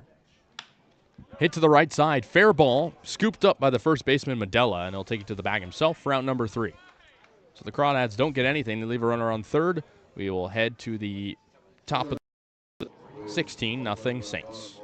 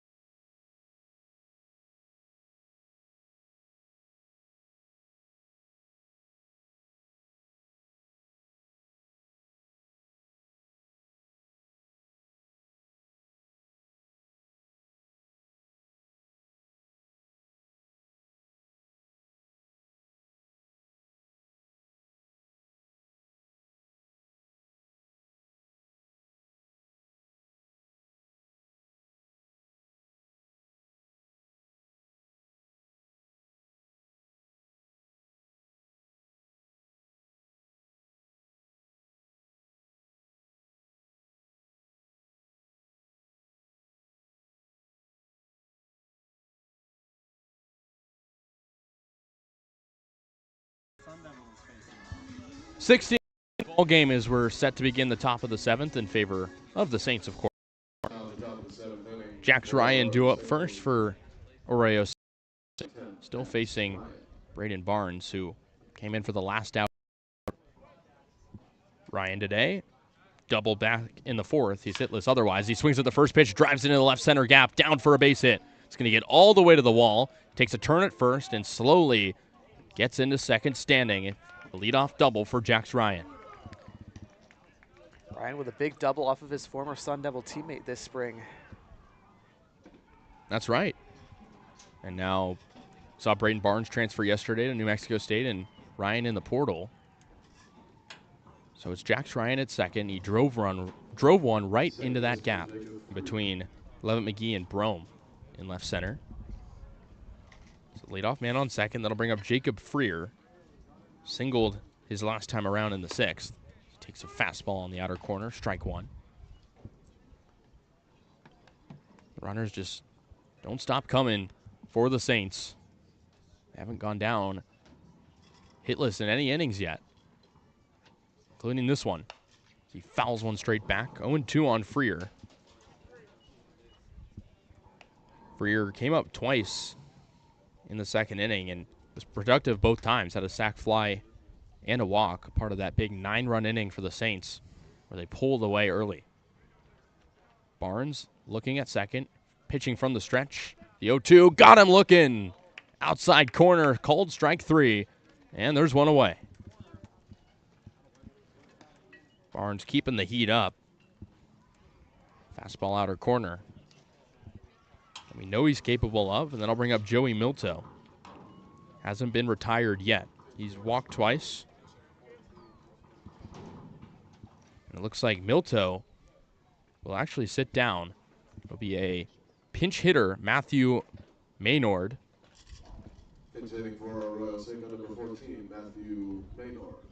Maynard played yesterday. He was 0 for 1.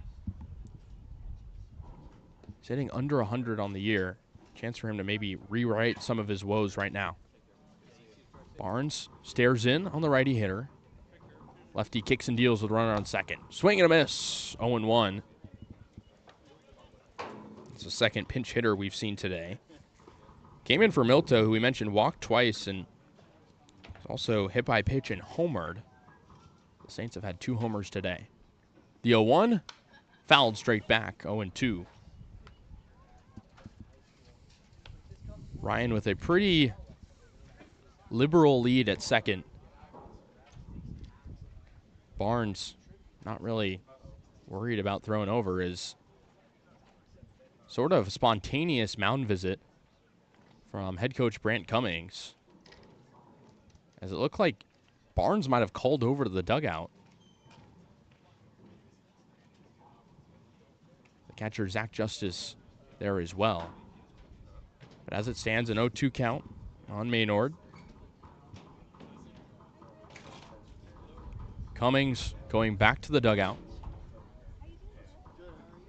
Likely just a benign conversation to settle down Barnes. It is a 16-0 ball game.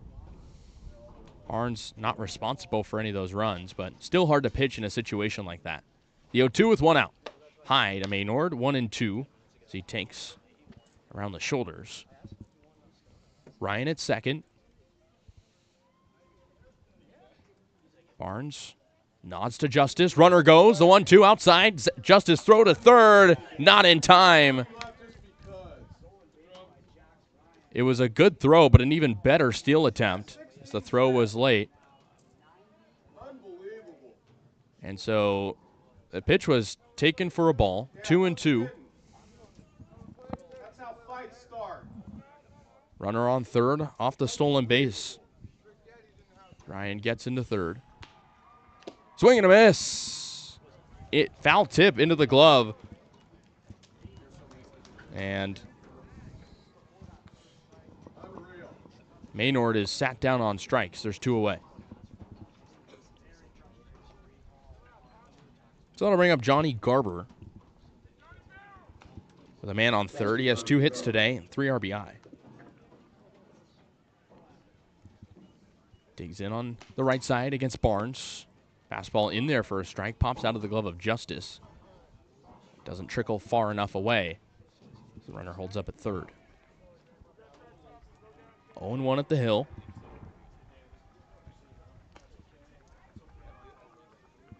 Garver playing catcher today. Had that big towering blast as he fouls one to the left side. Strike 2.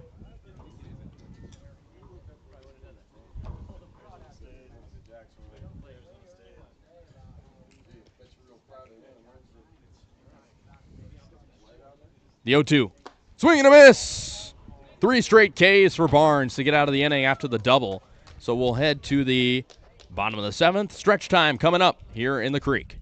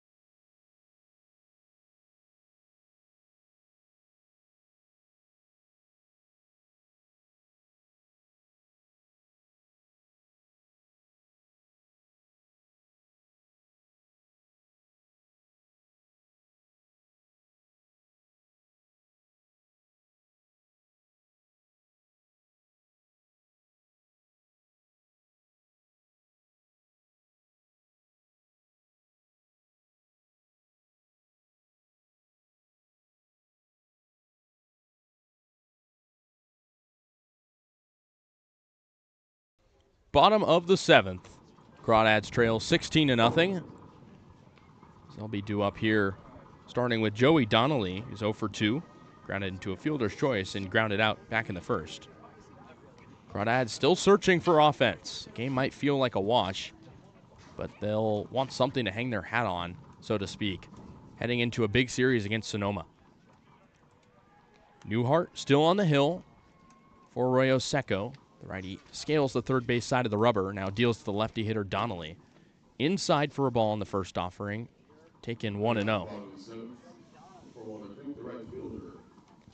Donnelly, the best hitter to date this season for the Crawdads, hitting over 400, topping the CCL ranks.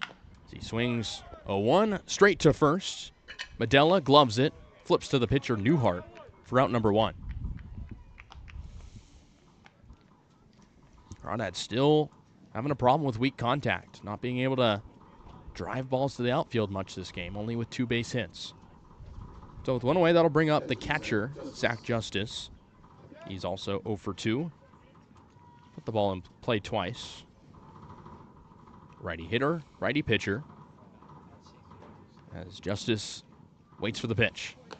Takes fastball outside corner, taken for a strike, 0-1. Justice didn't play yesterday. His most recent game against the Merchants 2 days ago. He went 0 for 4. Still trying to find a rhythm with the Crawdads as he fouls one straight back on the 12-6 curveball. Now 0-2. Justice hitting under 100 on the year. He's been touted for his defense, but he's trying to find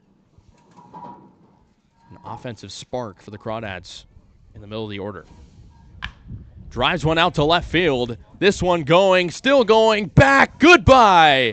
A round tripper for Zach Justice. That's his first of the year. And the Crawdads are finally on the board and can celebrate something, down 16-1 now. I mean, what a smash hit from Zach Justice, Casey. We know this guy's got power. We know he's got a good bat. It's just taking a little bit of time to get it warmed up, and way to have his first extra base hit as a Crawdad. Good stuff. Second hit of the year, like you said. First RBI of the year, first extra base hit of the year, and the Crawdads are on the board, 16-1. Cam Taylor stands in, the lefty hitter in for the first time. So he hits one up the middle. The shortstop Ryan, ranging to his left, scoops, throws to first in time for round number 2. That one, 95 miles an hour off the bat of Justice, went 362 feet, Casey. Big ol' hit. Yeah, I mean, like you said, we know Justice has that hit tool in him. Just a matter of finding it, and you're down 16-1, so obviously you'd like it maybe earlier in the game, but nonetheless, a big hit for the Crawdads as the righty hitter Cam Calvillo digs in with 2 away. First offering, low in the dirt, 1-0. He's 0 for 2, flied out and grounded into a double play. As he's another guy trying to find a rhythm in a Crawdad uniform this season. 3 hits on the year in 4 games, though. High on the 1-0, fastball taken, 2-0. Calvillo was great yesterday after that aforementioned slower start. He went 3 for 3 with 3 singles on the day. So he waits on the 2-0 with nobody on and 2 out. Popped high in the air, right side, ranging to the outfield as Milto puts the glove on it for out number 3. So it's the home run from Zach Justice that gets the Crawdads on the board, but otherwise they're sat down. 16-1 ball game. We will go to the top of the 8th here on the Crawdad Streaming Network.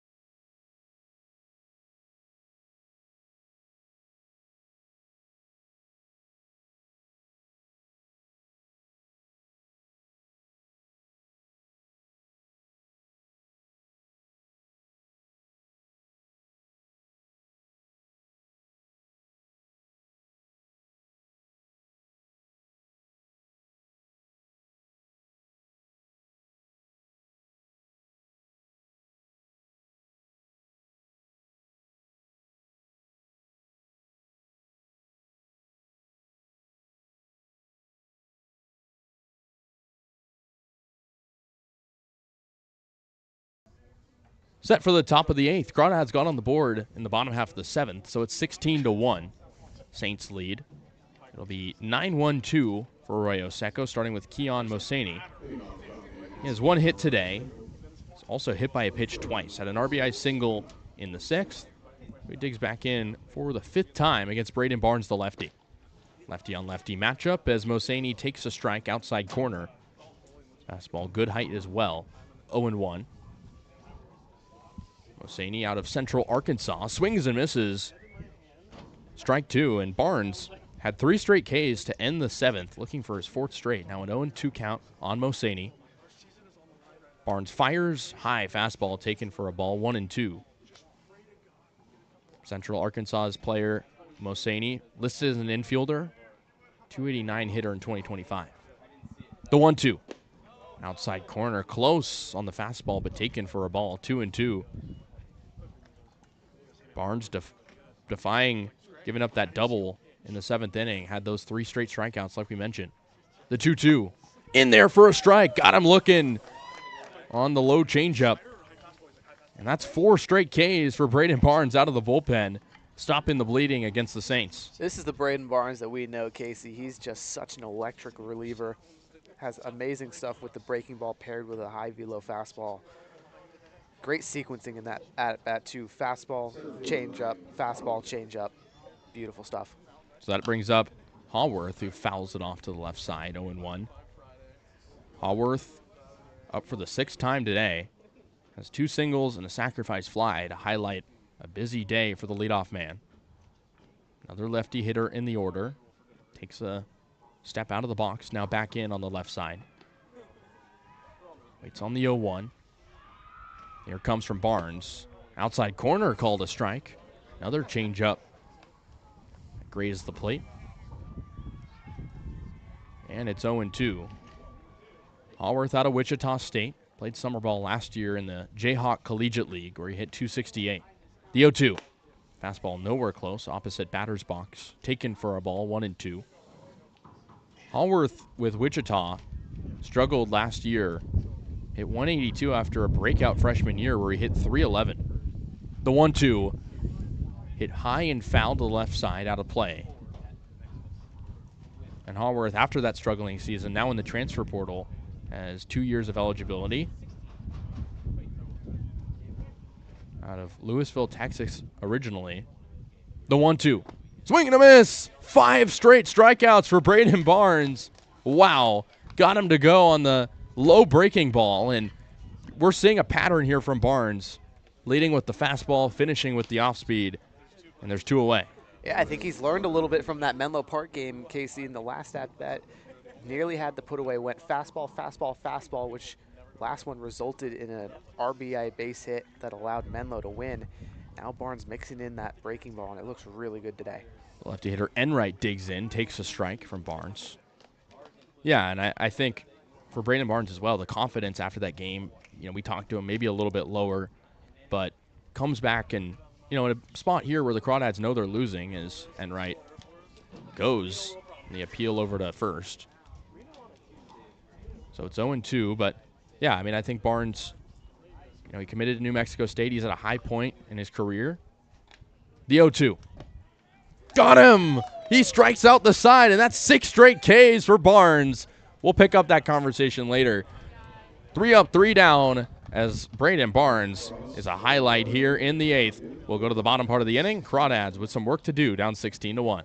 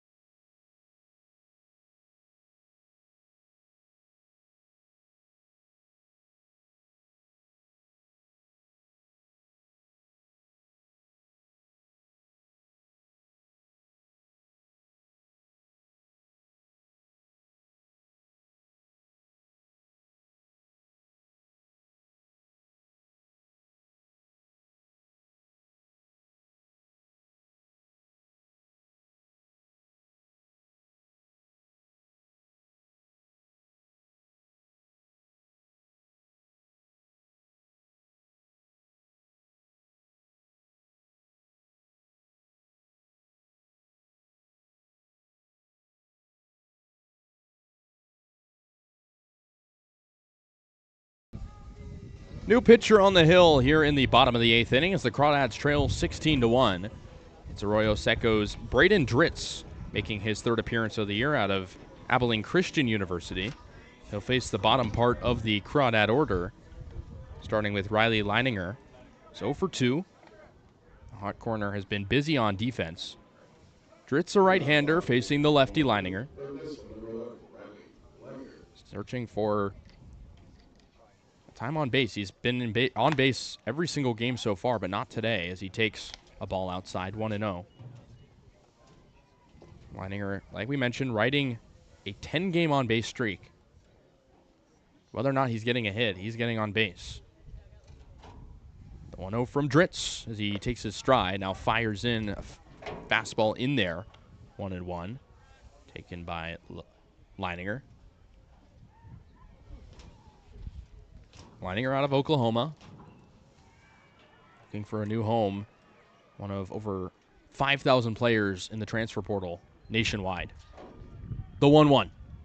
Inside pitch, taken for a ball as Leininger keeps the bat on his shoulder, 2-1. Leininger, one of many new Crawdads. Only 5 returners total for Walnut Creek in 2025. The 2-1. Inside again. In on the knees, taken for a ball, 3-1. Leininger's yet to swing the bat. Doing what he does best, Casey, looking for pitches that he likes and taking the ones that are bad. He That's why it's a 3-1 count. He walked yesterday and was hit by a pitch. He got on base regardless of going 0 for 2. As he hits one foul straight back. Count goes full. Dritz, a 13.5 ERA on the year for the Saints, trying to lower that.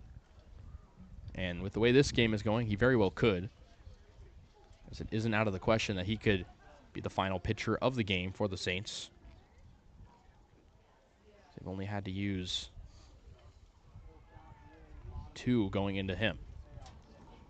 The full count pitch is hit high and foul to the right side. Hard hit ball, but out of play. The count stays full. Leininger steps out for a moment. Working another good at-bat. Worked a nice one back in the 5th, but ended up striking out. So it's another full count to Leininger. Dritz kicks and deals. Another foul ball, left side and out of play. Leininger again, like you mentioned, Charlie, trying to find his pitch in a game that has felt over for quite some time. Crawdad's just trying to make something out of nothing. The payoff from Dritz as he nods, now fires. Inside, in the dirt, nowhere close, and it's taken for ball 4 as Leininger's aboard with nobody out. Once again, another fantastic at-bat for Riley Leininger. Just so patient, so disciplined. Works at his 12th walk of the year. So that'll bring up Chris Esquivel. 0 for 2, struck out and popped out. Crawdad searching for some more offense before this game inevitably ends. Leininger on first, 16-1 Saints. Righty hitter digs in against Dritz. Right-handed pitcher fires a strike on the outside corner. 0-1. Leininger not with a long lead at first. We haven't really seen him flash the wheels yet this year. Esquivel waits on the 0-1. Dritz begins his stride, now fires. Swing and a miss. Outside off-speed pitch. Esquivel went. Now 0-2. Esquivel, another player in the transfer portal, spending a handful of years at St. Mary's.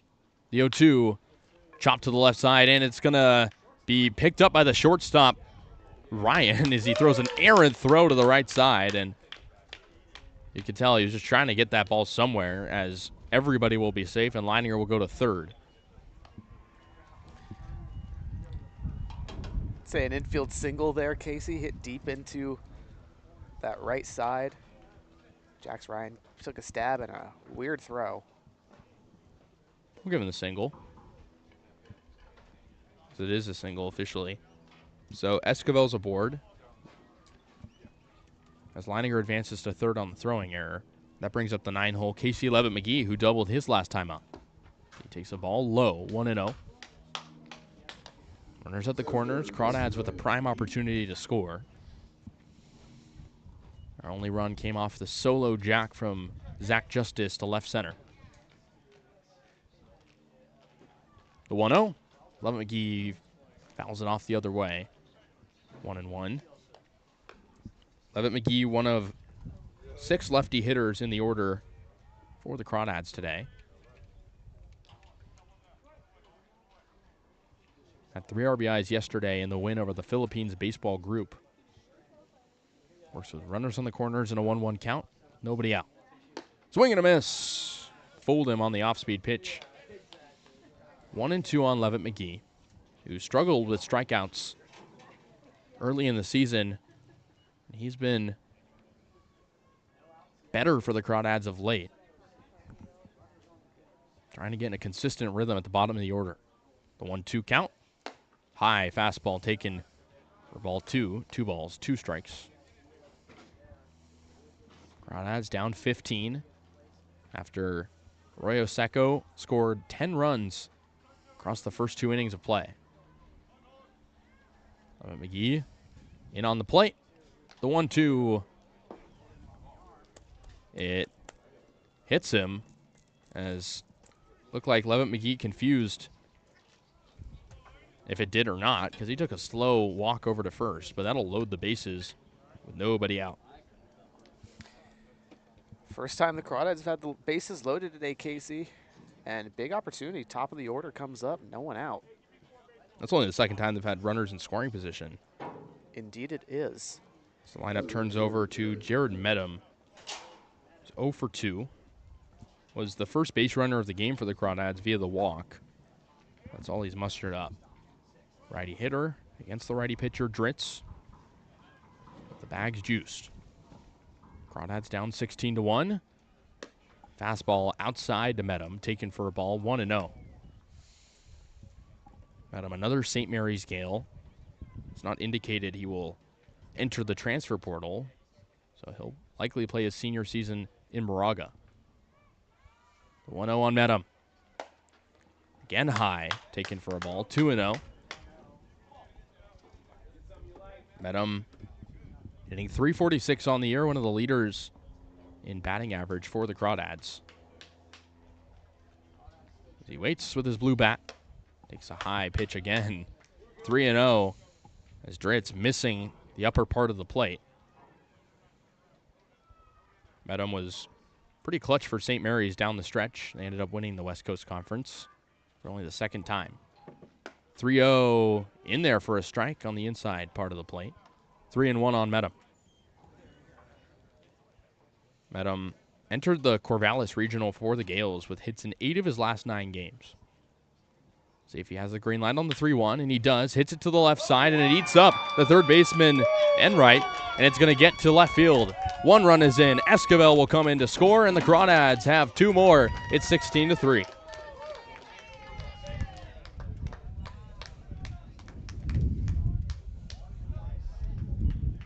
Oh, it's an E5. They change it to a single. So Medham's aboard at first. Runners on first and second. Still nobody out in the inning. Crawdads putting up a bit of a late fight. It's the first pitch, the 2-hole hitter Brome is outside, 1-0. Brome 1 for 3, singled in the 4th, but was left there. Lefty hitter waits on the 1-0. Swing and a miss. Dritz gets one back, and it's 1-1. Brome trying to get it all back on that one there, Casey. Saw the off-speed pitch in the middle of the zone and looked home run. Didn't quite put the bat to it, though. McGee at second. Medham at first. Nobody out. Dritz fires inside on the 1-1, forcing Brome to have to move out of the way. It's 2-1. Brome, a veteran player, started with the Crawdads back in 2022. where he has shined ever since. Hits one high in the infield fly rule indicated by the umpire. And the second base catch it anyways for out number 1. So Dritz finally gets the first out of the inning. Three-hole Joey Donnelly, runners at first and second.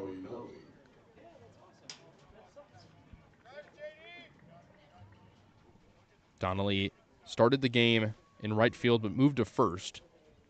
He's 0 for 3, so he takes a ball low, 1-0. It's felt like for the Crawdads when Donnelly's doing well, the team's doing well, which has been pretty frequent. Hitting on the season with a pair of extra base hits and 6. The 1-0, swing and a miss. Pulled his head a bit. Low pitch, and it's 1-1.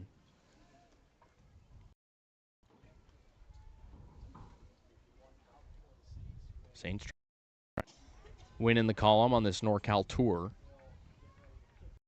Stares in the 1-1, and it's over the catcher's head. Both runners taken for a ball at the plate. So it's 2-1. McGee and Medham advance to third and second, respectively.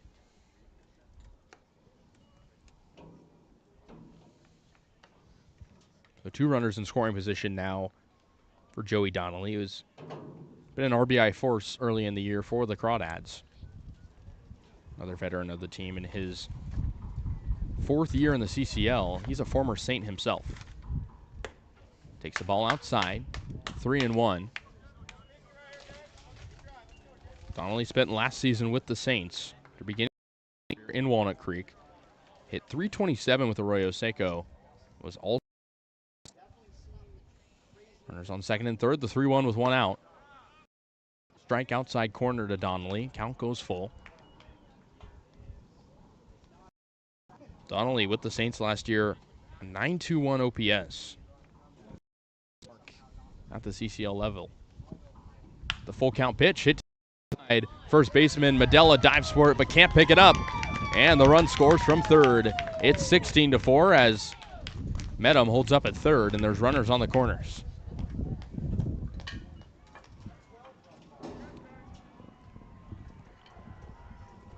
So it's a single for Donnelly to the right side as a hard hit ball knocked down by Medella. But he couldn't pick it up.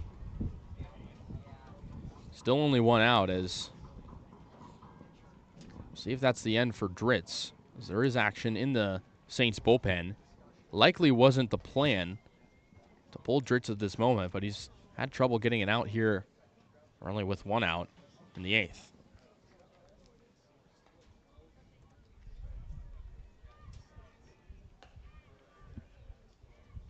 Long conversation between the Saints personnel and Dritz on the mound. Dritz got the out earlier in the inning from Brome. That's been all.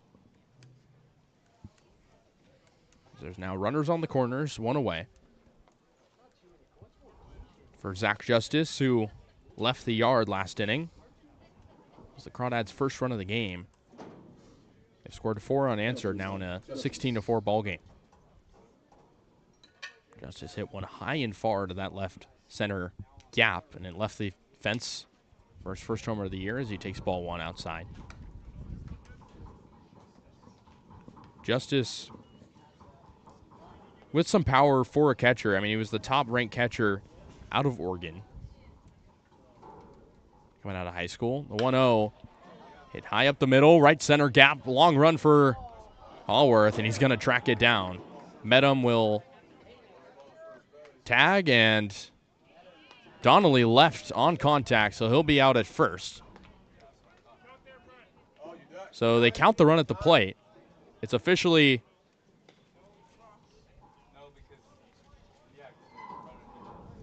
a sacrifice fly, but also a double play. So that'll end the inning, but 16-5 game.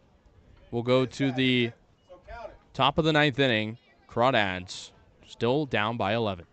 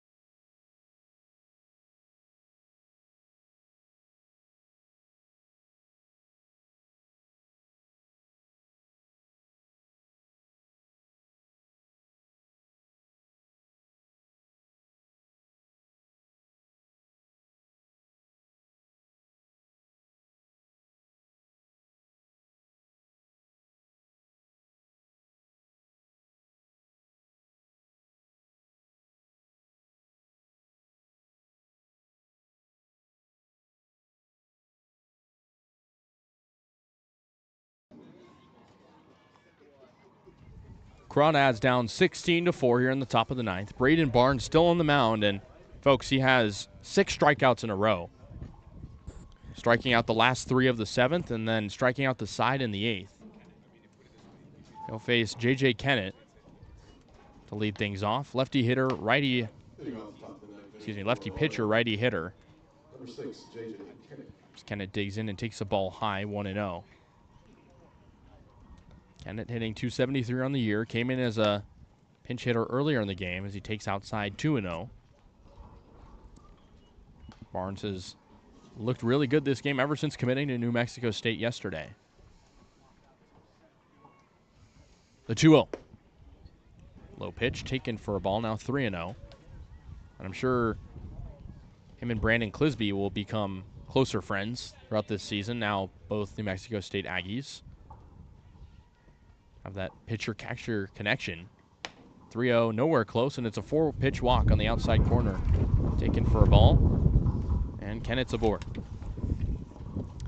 It's a tough at-bat there for Barnes. Looks like he wasn't confident in anything attacking the zone.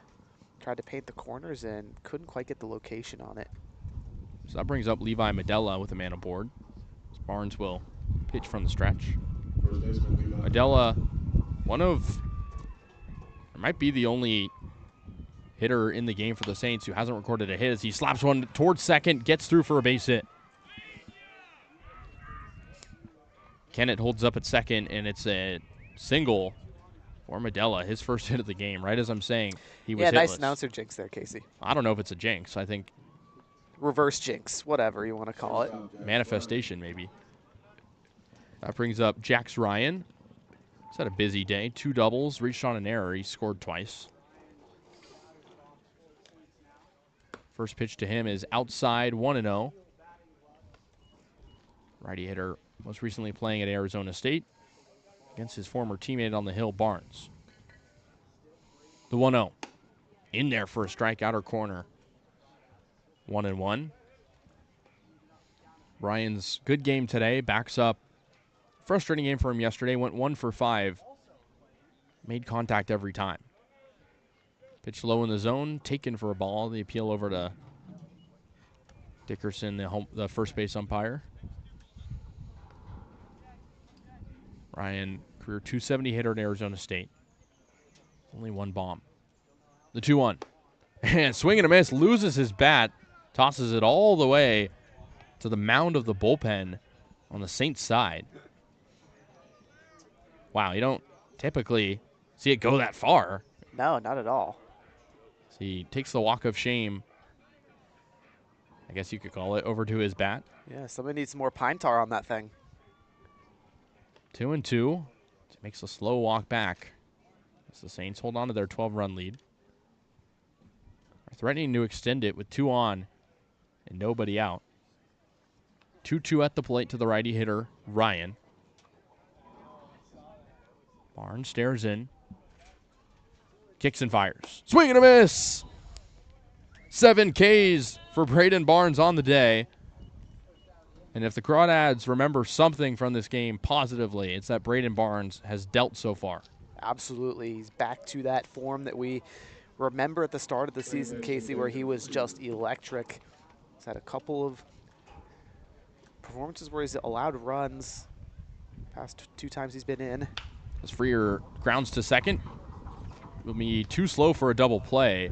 They'll get the out at second, but that's all. And the runner's out at first. They call interference. Thought it was maybe questionable. That'll end the inning. So it's a double play in some ways for the Crawdads. We'll head to the bottom of the ninth. Last hacks for the Crawdads, down 12.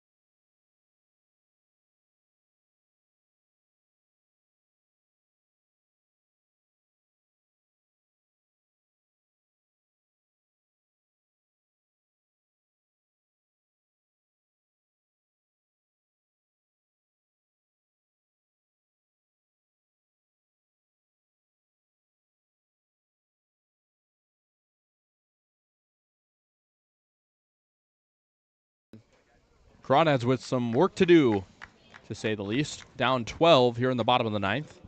16-4 ball game in favor of the Saints. As it's a new pitcher, Garrett McGuyan, the righty for Arroyo Seco. 5.4 ERA on the year as he'll face the middle part of the order for Walnut Creek, starting with Cam Taylor. Taylor came in as a defensive sub back in the 7th. He's 0 for 1 with a ground out. Lefty hitter, righty pitcher. Taylor looks for his first hit of the ball game. The first offering, inside fastball taken for a ball. 1 ball, no strikes. Taylor started in left yesterday. Today he's been in right ever since coming off the bench, as John Ewens left the game for the Crawdads, moving Donnelly over to first. The 1-0 home. Another fastball inside, same spot. And again, taken by Taylor, 2-0. Crawdads with 6 hits, 4 runs, all unanswered runs, after going down 16-0 early in the game. The 2-0 home. Swing and a miss on the outside corner. Good location from McGuyan. It's 2-1. Taylor, out of Georgia originally, has played baseball all over the country via summer ball and the college level. The 2-1 to him. Outside fastball taken for a ball. 3-1 on Taylor. Crawdads will be back in action tomorrow against Sonoma. So Stompers come to town at 4 p.m. for the first meeting of the year between these CCL North foes. The 3-1 pitch. Swing and a miss. Goes back to the fastball for strike 2, and the count goes full. Perfect location. High fastball that Taylor was late on. So full count at the dish to Cam Taylor. And here comes the payoff from McGuyan. Inside fastball around the knees. Taken without hesitation by Taylor, and he walks on a full count.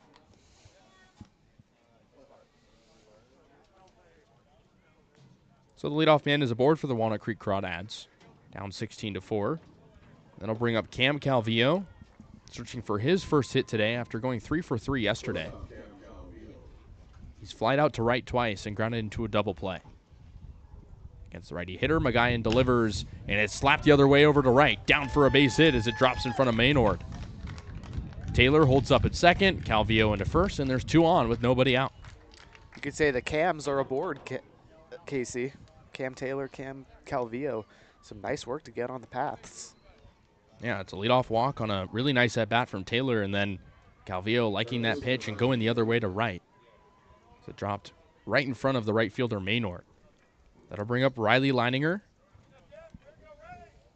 lefty hitter from Oklahoma, with 2 on. So he takes the first pitch high, fastball 1-0. It's now 7 hits for the Crawdads. They are coming off a win yesterday, a big win at that, but a tough game today. The 1-0, in there for a strike, outer corner. Good location from McGuyan, and it's 1-1. Taylor at second, Calvillo at first. Calvillo, of the 2, has the better speed.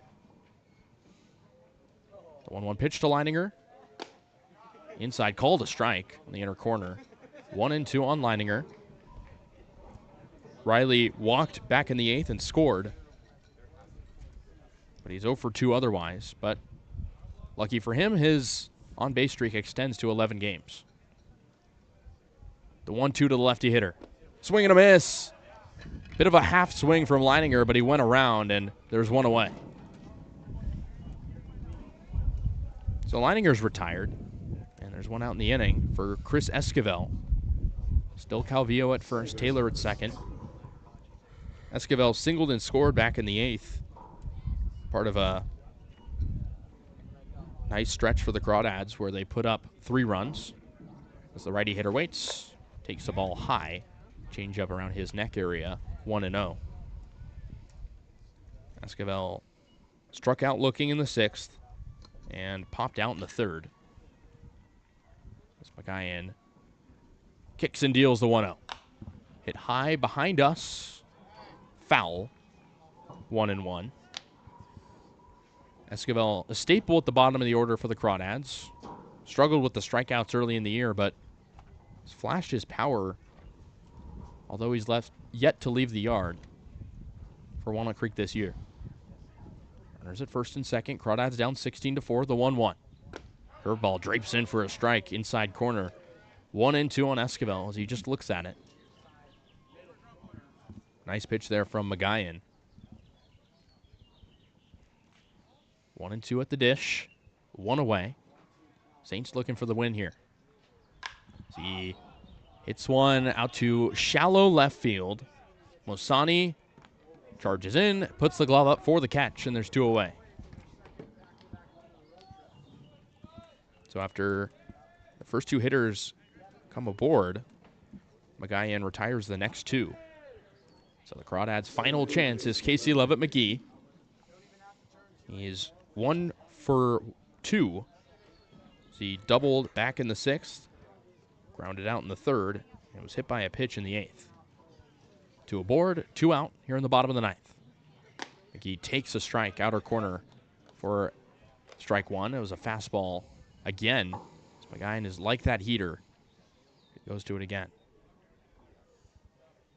Levitt McGee, incoming junior at Cal State Bakersfield. The 0-1. Laced up the middle, straight to Haworth, and he catches it for the 3rd out, and that's the ball game. Crawdads lose 16-4. They scored 4 runs on 7 hits, committed 1 error, and that'll do it. Arroyo Seco with an offensive show. They scored 16 runs on 13 hits and 3 errors. Crawdads back in action tomorrow against Sonoma, 4 p.m. here at Monte Vista. We'll have the coverage as Walnut Creek tries to get back into the win column. Losing pitcher George Zaharias, the winner, Zachary Erdman for the Saints. As they get back in the win column again, we will see you tomorrow as the Crawdads look to right the ship.